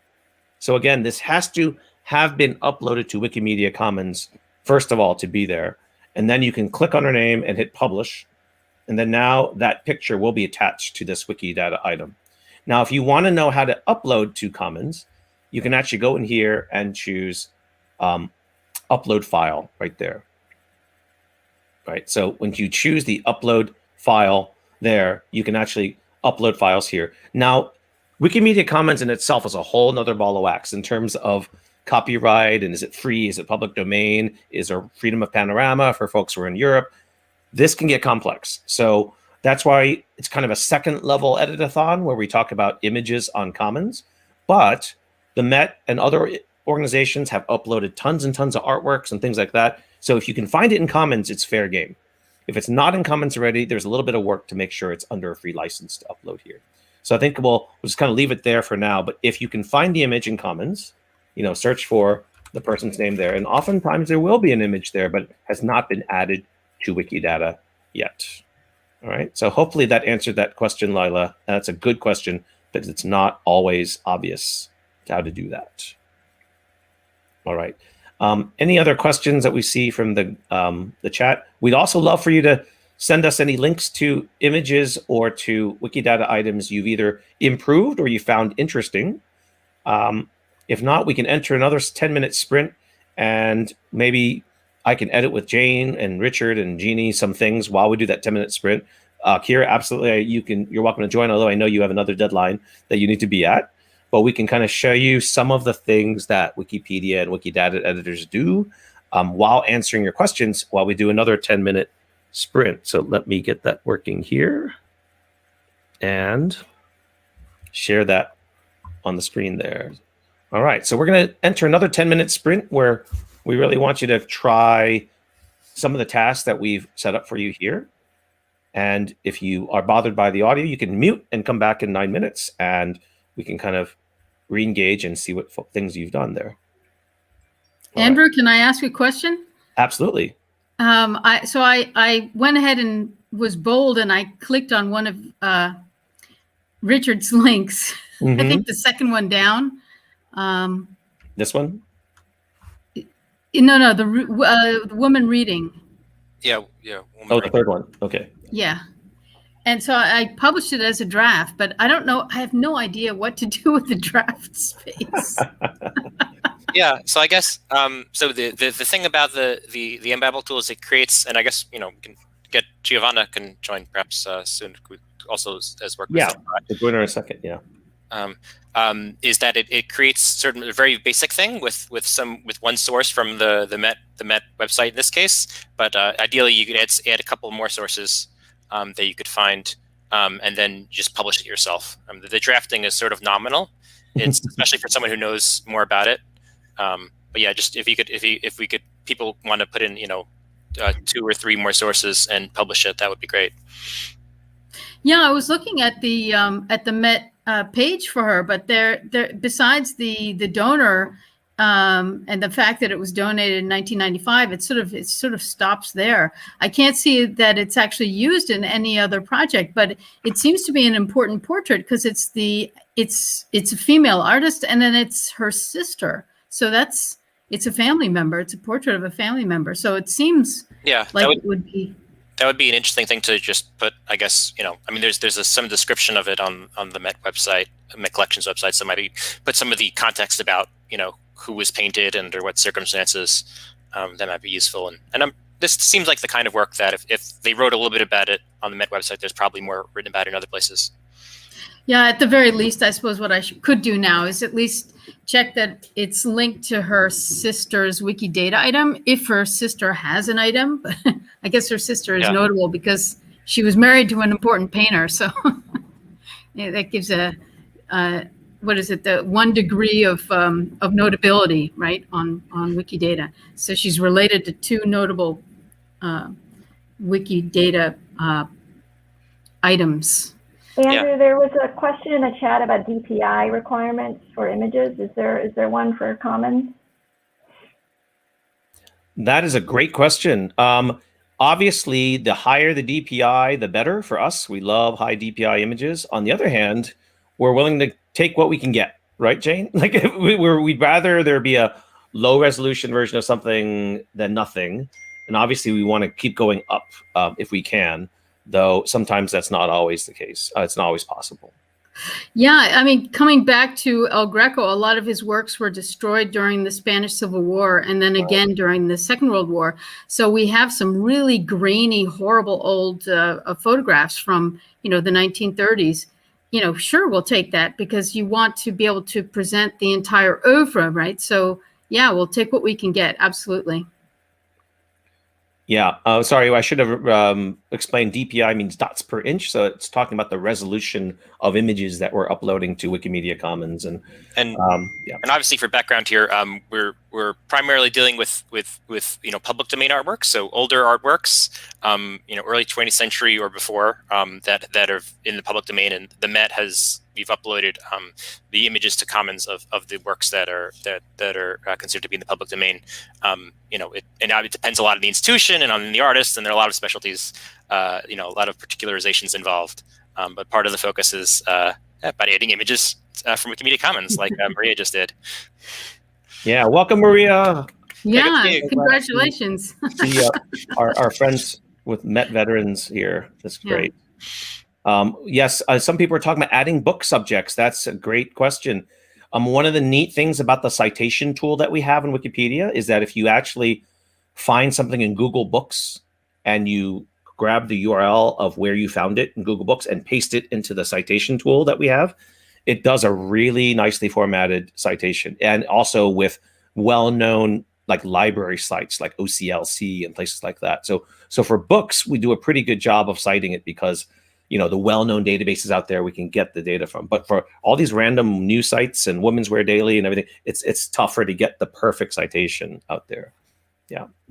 So yeah, so some folks saying they're trying to cite books and things like that, that can be done nicely sometimes, but for news sources, tougher. Okay. So Richard, you had a question here.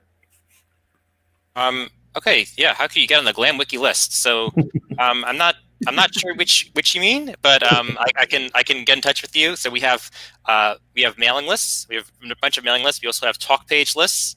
So you might have been on the New York mailing list or the New York talk page list. So you can add to that. A lot of different regions have their own lists, but there are certainly there are mailing lists and there are chat functions for Wikimeet, different aspects of the Wikimedia universe. There's a newsletter which might be the quickest way to get updated every month. It's called the Glam Wiki newsletter, so you might want to check that out. And you can also contribute to it. It's an open newsletter, so if you're doing any project and you want to share it, you can share it in your country's report. I guess we used to have a mailing list. It's sort of I've even forgotten the name of it. But it sort of has gone into sleep mode with the use of social media, a lot more Facebook and Twitter. Right. So let's go back to our task list here quickly. So again, people keep working. Don't feel like you need to listen to us. We'd love for you to keep doing some more work there, experiment with some stuff. So we do have this knowledge grapher tool.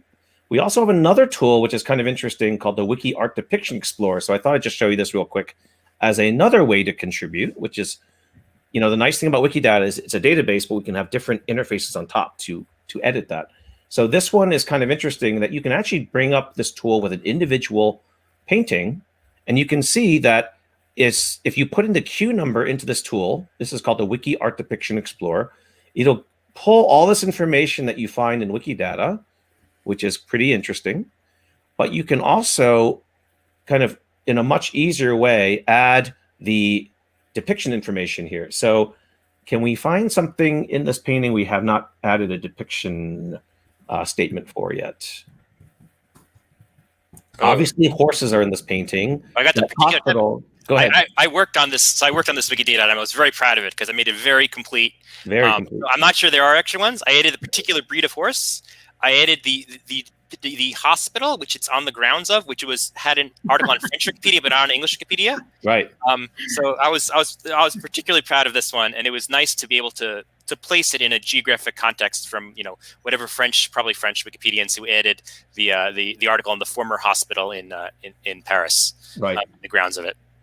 Actually, there's a whole series of horse markets and this was just one of like 3 or 4 in the same location or similar locations. And I learned a lot about reading my very basic French. I learned about it in French Wikipedia. I mean, sometimes you need to go really close, right, to see more detail because otherwise it's too small, right? Believe it or not, Richard, I added tree because there was no tree. Oh, yeah. There are those blue costumes that they're wearing. I'm not sure what that signifies. It might be useful there. Right, or back here. There's some more detail back there. There's a fence. There's a fence back there. All right, so I'm going to add fence. So no detail is too small to add the depict statements, Andrew? Well, that's a great question, Jeannie. It's like, obviously we need more work to say whether something is a main part of it or a background part of it, right? We do have some properties that do that in Wikidata, but we're not terribly consistent about it. So let's say add fence. Then the cool thing is that it kind of tells you whether you're adding something novel or something that's been added, that's well known in our depiction statements. So fence has been used in 152 other artworks. So I'm going to say add these artworks or add this to the artwork. And there we go. So we've added that statement to Wikidata. And the cool thing is that we kind of prod people to either work on more paintings by Rosa, or you can go and do more Met paintings, or you can keep going on, things that relate to the Salon of 1853. So this is kind of a nice way to, as Jane kind of said, go down the wormhole to say you start at this painting, but you can start to sprawl and look around and do other things out there. So this is the Art Depiction Explorer. And another way you can do it is to hone in on an artist. So you can actually go in here and say, let me see all the works by Rosa and see which ones need the depiction statements. So the ones here that don't have a blue label, these are asking for your help. So that's kind of neat to see that as a way to browse these things. And even just statements like horse or dog would be really helpful here for discovery on all these different paintings here. So those are just the 2 links that you'll find here for the Wiki Art Depiction Explorer, yet another way to contribute to Wikidata. All right, so let's see, any other questions? Otherwise, we will bring up Giovanna and have you meet her. So, hi, Giovanna. Hello, Andrew. Hello, everyone. Hi there. So we'd love for you to introduce yourself. Giovanna is actually in Brazil, one of our prolific contributors and very experienced with Wikidata and GLAM institutions. She's actually one of the world's experts on the integration of all these things, Wikipedia, Wikidata, and Wikimedia Commons with GLAM institutions. So tell us a little bit about yourself, what you've done, and what you're doing now. So thank you, Andrew. Thank you for inviting me to this. It's a pleasure to be here. I am, as you were saying, someone who is very involved with the Wikidata Commons, Wikipedia in general community, even more in Brazil because I live here. And I have been a Wikimedian, as we say, for a few years now. I started in an education kind of program, and then after a year, I became a Wikimedian in residence. Richard is also a Wikimedian in residence at the Metropolitan, and I started as a Wikimedian in residence in an institution in Brazil, and it was called Neuromat, and together with this institution, I was a Wikimedian in residence in a museum called Policy Museum. And I started from there doing, what we call GLAM work, galleries, libraries, archives, and museums. And from that, project grew a lot, and we started to do a lot of things with Wikidata. I am part as a Wikimedian, not only as a volunteer, but I'm also a member of the Brazilian user group, the Wiki Movement Brazil user group. Is the group in Brazil that runs events like this one and GLAM initiatives and a lot of other projects. It's a really active group. And in this project, we started to do a lot of things, basically with Commons and Wikidata mostly. And there is a lot of things, nice things going on in this project until today. Right now, I am at the Wikimedia Foundation's GLAM team, GLAM and Culture team that works with those institutions in the way that they share content in our Wikimedia platforms. And yeah. Great, thanks so much. That's and you were involved also with a project called Sum of All GLAMs, right? Trying to catalog like every single gallery, library, archive, museum in the world, which is not that easy, right? We don't have a common definition sometimes, right? Yeah. So it was a very, interesting project because it aimed to do a lot, and we got to do a lot of interesting things, especially with Wikidata. As I was saying, when I was, doing this work with this museum and the user group, we got very, very interested in Wikidata. And so I was in a while trying to, come up with other projects with GLAM institutions, because that was what I was most enjoying doing in this Wikimedia environment. And then we started to work on this, and we got to do some statistics to know which kind of properties, that is properties we say in Wikidata is like the terminology for some specific statements that you put about an institution. So we were trying to understand which kind of statements, information that it was available usually with GLAM institutions, GLAM as institutions. So like which kind of properties museums use to their item on Wikidata. And so we did a lot of experiment with those kind of information. If you click on that tab there, Andrew, statistics, you may see some of them, for example, which is quite nice. Yes. And then you can see by country, for example, which kind of, of course, it could be even a longer table there with more information. But we chose some specific ones to kind of know where it was like the information that the institutions had more, more frequently, in some that they did not, and that depend on the country as well. But also, other than that, we also did some really interesting experiments with some tools. For example, Richard was talking about Mbabel, which was one of the tools that we dealt a lot within this project. Richard was the one to do this tool for artworks, and then we got really, really inspired by this, because we here in the Brazilian community, we think that not only Wikidata, but this tool specifically is a great way to attract and help new users, new editors, especially in events like this one, that we have a lot of new people coming in and trying to understand how they can contribute. And so this tool, Mbabel, we created some other templates that we call. As I said, Richard created the one for artworks, and then we started to do some templates for museums, archives, libraries, theaters, and to help people to get the information that was already on Wikidata about those institutions to Wikipedia. So we had, for example, the Mbabel in Portuguese and French, in English, and then we had the information on Wikidata, and we could easily transform that information on Wikidata to those templates. And then suddenly you have a kind of draft page about that museum or that specific archive. And that's also very interesting, not only in the language aspect, but also the small institution aspect, because sometimes you don't have enough people to do articles about every single institution in the world, and then you have it's easier to have their information on Wikidata because it's more structurable and easier to put in. And sometimes people just scratch some databases, and then you have that information already on Wikidata, and then you can easily transform that information to the Wikipedias, English, Portuguese, French, or even if you want to, I even invite people to create this template in other language, so we can have this in other, specifically I think even in smaller communities, that would be very nice to help people to get together and edit and add more information about GLAMs in general.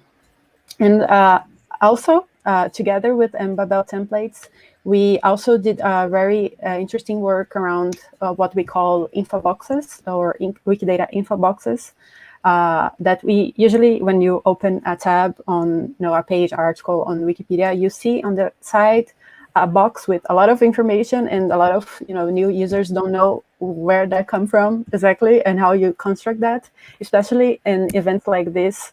When I used to do them a lot, not in the online environment, that was one of the biggest kind of questions that people had to how do I do that box in the side? And it was a little bit tricky to teach them how to use. And then we have a very easier way to do that with Wikidata. And we did some templates that made you do that template very easily for museums, archives, libraries. And then you don't have to do exactly, you don't have to pre-fill every single information on that box on the side, and you kind of get to repeat the work that other people already have done on Wikidata, for example. But yeah, nice. A lot of information. This might be a good way to loop back to a painting that you're very familiar with. Yes.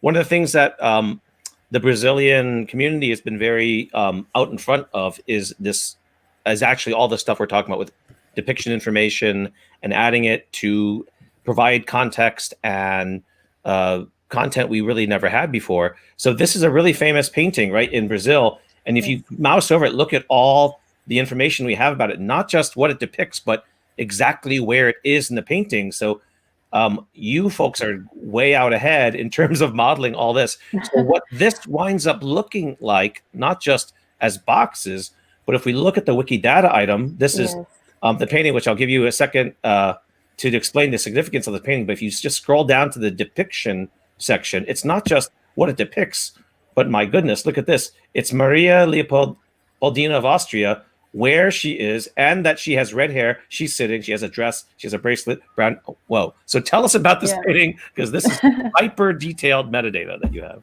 Yes. So this painting is it's actually very nice that you remembered this one specifically, because it's a very feminist kind of painting. It was, here in Brazil we have our independence, and we say that it was done by, it was kind of a different kind of independence, because it was not made by the people, but by the governors already, that were governors already. And we have the person who was our kind of king here, emperor, and he was the one who claimed the independence.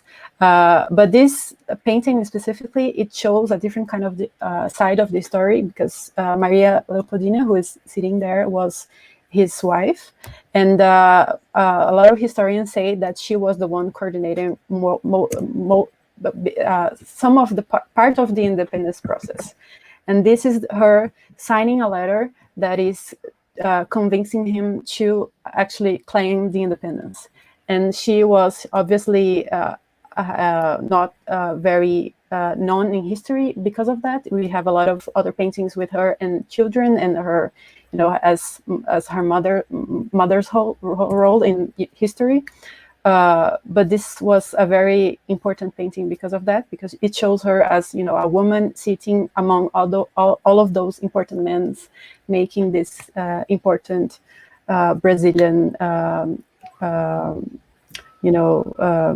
history aspect being, developed. So yeah, it is very important for us, and it was one of our, favorite to actually do this kind of work. So yeah. And I remember doing that. You were also with us when we started to kind of pick it around. It was very nice. Yeah, and we are just getting the tools lined up so that doing all this is a lot easier than it is now. But it still is a lot of hand editing at this point, right? It's not drag and drop. Very difficult to do that numbers, the position with an image. It was quite hard to do that a while ago, and now it's easier. Yeah. So I don't know if we have any in the folks watching it. So some folks were like, this whole story in that painting. It is fascinating story. Even I remember you telling me that even the time on the clock is important and all that stuff, right? And that specific table as well, because it has 3 legs and a different kind of table, and it's a very important painting for us. Yeah. So for folks who are wondering, maybe you're from the museum and library world, we're still trying to do better with multimedia in Commons. We don't really play nice with other standards of what other museums and libraries do, but I think that's in the cards in the future. Yeah, I think people are trying to implement IIIF to do this easier, but it's still a working process. That's all I can say about that. Yeah. No worries. Well, thank you for joining us. And what we can do is get some of your reactions or some of your recommendations as we look at some of the things in the task list. Also, just as a quick shout out, because you were showing that painting, and there is also another way to kind of add some kind of similar information that is distributed on Commons. I'm working with this directly now, and when you click on an image like that one that Andrew was showing, you can see right after the image a place that you can add some structured information that it makes the information more findable, more usable, more translatable for other languages as well. And it's an interesting thing if you want to kind of collaborate in this aspect as well, in like describing image in that information box. Yes. Yeah, thank you for that. If anyone is interested in looking at that, it's this is the URL Commons structured data. If you just do a Google search on structured data on Wikimedia Commons, you'll get this page, and you can even kind of watch a video describing kind of the future of combining Wikidata like things you just saw today with images, and that's really powerful. Yeah, and if anyone is out there involved with a GLAM institution like a library or a museum, do feel free to get in touch and try some of these things out there. There's a lot of neat things going on. Yeah. So Richard, can you give us any reflections on what you might have seen out there so far, or some things that people could try out? Yeah, we've seen a couple of articles started with Embabble. So there's an article on the memorial head from Ghana. There's Jane started an article on a painting.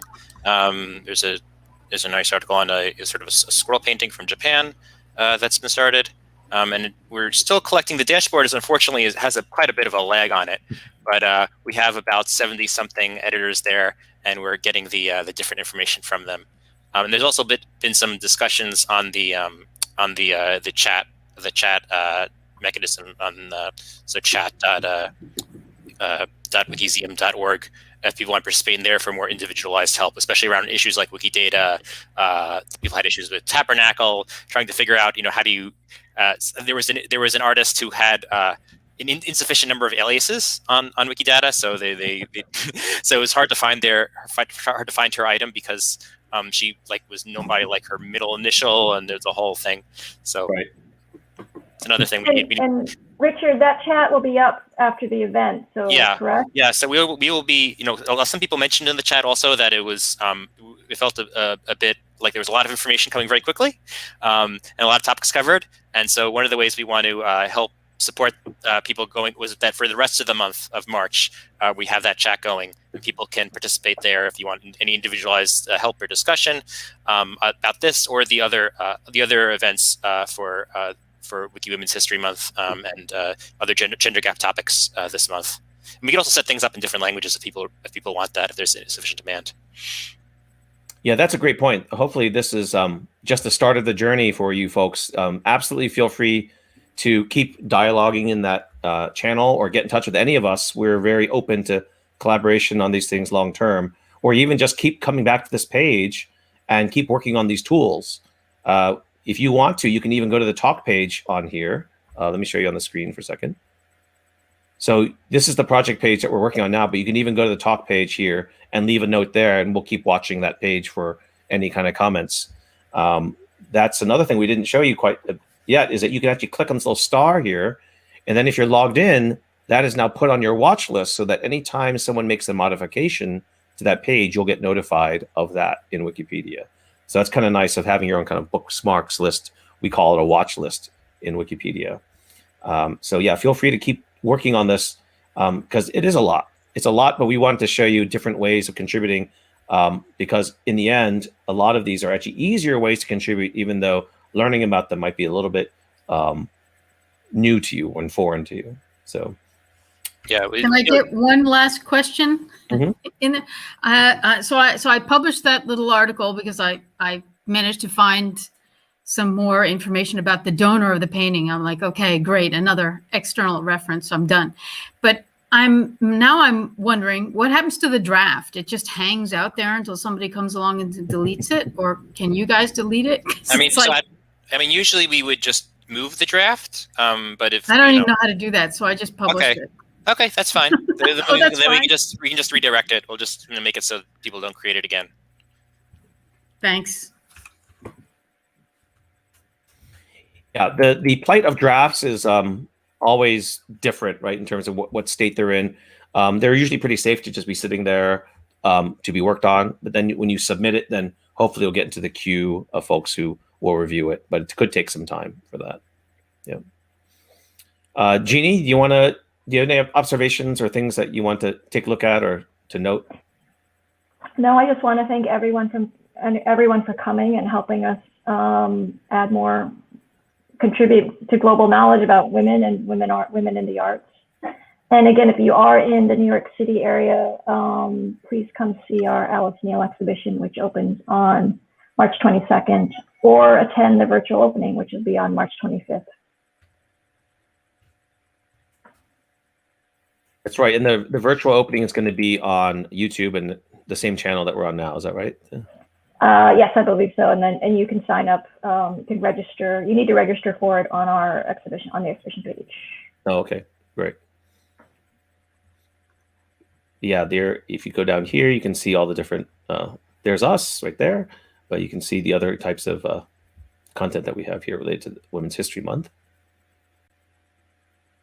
All right, so I encourage folks, if you are in the chat, let us know any Wikidata items you've been working on, or any images that you've done, or just tell us what kind of things you've discovered or tried editing, and let us know, because this is all very useful feedback for us as we try to set up more events going forward. I know it's a lot to pack into a 2-hour period, but hopefully we've opened a whole universe of different things that you never knew about in the Wikimedia universe. Wikidata is becoming a very popular thing among museums and libraries for working with the content that we have, and you just now have a small window into the types of things that are possible with that. Yeah, I want to just say that I'm really glad you actually went ahead and did that presentation. I hope that it's going to be something people can follow when they see it in replay mode. The advantage of replay mode is you can actually stop it while you go and check those links, and then go back and then, replay it again if you didn't get it the first time. But I also just wanted to quickly put out there that if anybody's interested in Edmonia Lewis, I think this would be an excellent case for working on sculptures and trying to get individual sculptures onto Wikidata and into Wikipedia, even if the same model has been, used and produced several different times. I think she would be a very good case to go ahead and do as a sculpture. And we have actually one of our better articles on her works is on Hiawatha and Minnehaha, which was written editathon at the Met by Heather Hart, who's an artist and a Wikipedian, and the organizer of the Black Lunch Table Wikimedia group. And so, it would be great to have more of those articles. Actually, something that would be interesting if anyone wants to do the research for it is that Edmonia Lewis was part of like a whole group of American women around Rome and Italy in the 19th century. And I wonder if that should be a Wikipedia article too. I was just discussing this earlier today, that Smith College sent tons of art history students to Rome to do copies. And then they had their own gallery at Smith College of the copies. Some of them were excellent copies. And I think they did get rid of all the copies because they thought, we don't want second-rate stuff. We only want first-rate stuff. And I'm thinking, who's to say copies aren't first-rate? We treasure the John Singer Sargent copies that he made, everywhere he went in Europe. So I really think that we need to do a little revival of the women who went en masse to Europe and did all those copies and did all those studies and all those summer courses. Yeah, let's see what we can get. I don't know if the Met has any information about any of their artists who started that way. But certainly, even in Alice Neel's time, right? She was still doing that. She went to Paris. Oh, she didn't. She wanted to go to Paris, right? She couldn't afford it. She had a nervous breakdown. That's in her little film on YouTube, the long one. Yeah. So yeah, definitely.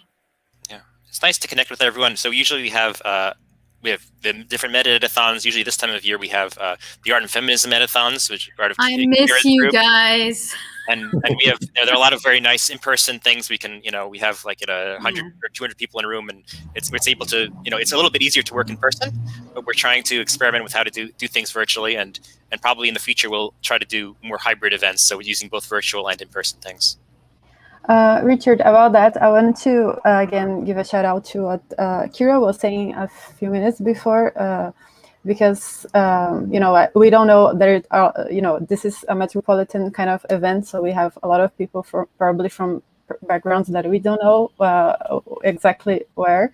And just to let you know that it's possible to organize something like that we are organizing on your area or your region. Maybe you are connected to a GLAM institution or a university, and you like to do some events like this, what we call it editathons, but events, Wikimedia events. And Kira was saying before, there are grants to help with that, or even you could look for your Wikimedia affiliate or group or chapter to kind of organize something with a team that you like, or even enhance a field. There is not only, you know, artists, women artists, but a woman in science or a woman in history. So there is a lot of things that you can also do, not only edit, but also organize Wikimedia activities. And yeah. Yeah, and for folks who, after this editathon is over, because we're running a little bit over, but after this, you can also track us in the Wikipedia community. If you go to Wikipedia Weekly, there's a Facebook group, there's a Twitter handle, there's also a YouTube channel. And we actually have folks who do a weekly Wikidata, just free-form Wikidata jam session. So if anyone is interested in seeing more Wikidata work on a casual basis and a regular basis, you can always go to the Wikipedia Weekly channel and see those. I can highly recommend those. Those are excellent. Thanks, Jan's work is, and Jan and Alban, they're my heroes. Yeah, we have Jan and Alban, who are very experienced Wikidata editors. Alban was a former Wikimedian in residence at a museum, and they take requests. So you could even say, hey, let's take some of the stuff we worked on for this editathon and make it the topic of the next week's editathon. So we absolutely welcome you to partake in that. And it's great to see some folks saying that they had 61 Wikidata edits. That's nice. That's great. That's fantastic.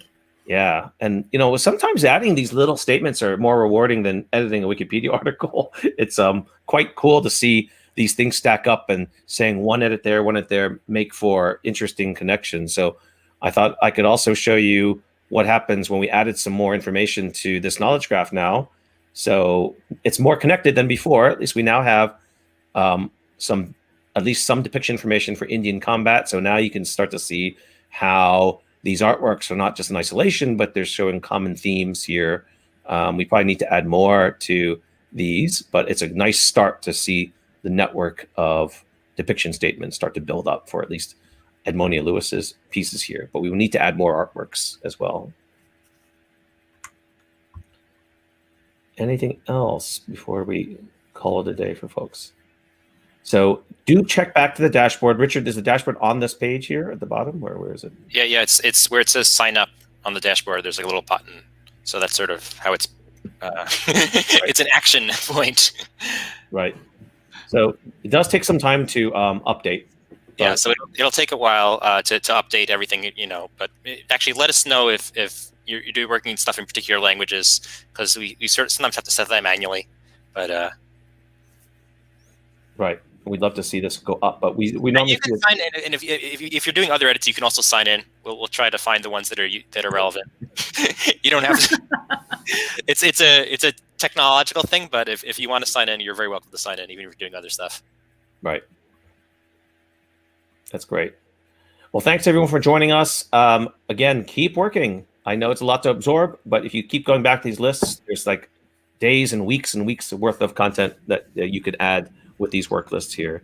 And thank you, Jane and Giovanna, for joining us. We love your contributions, and thanks for giving us some context around all these things. All right. Bye.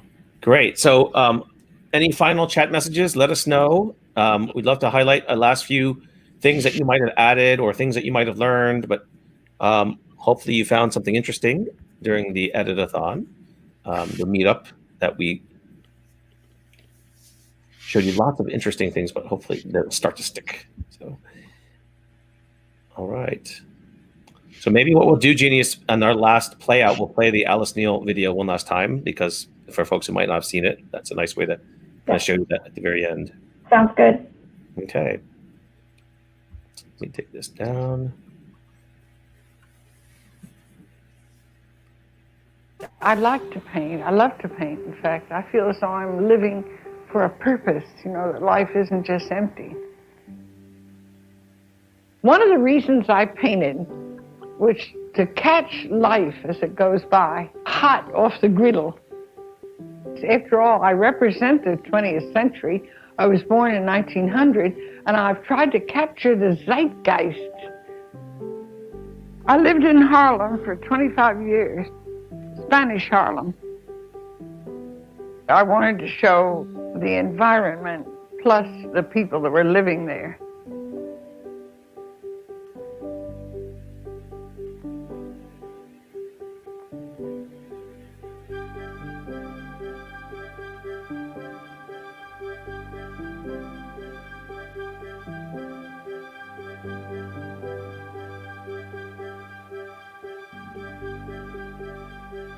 And if the world changes, of course your vision changes in a sense with the times.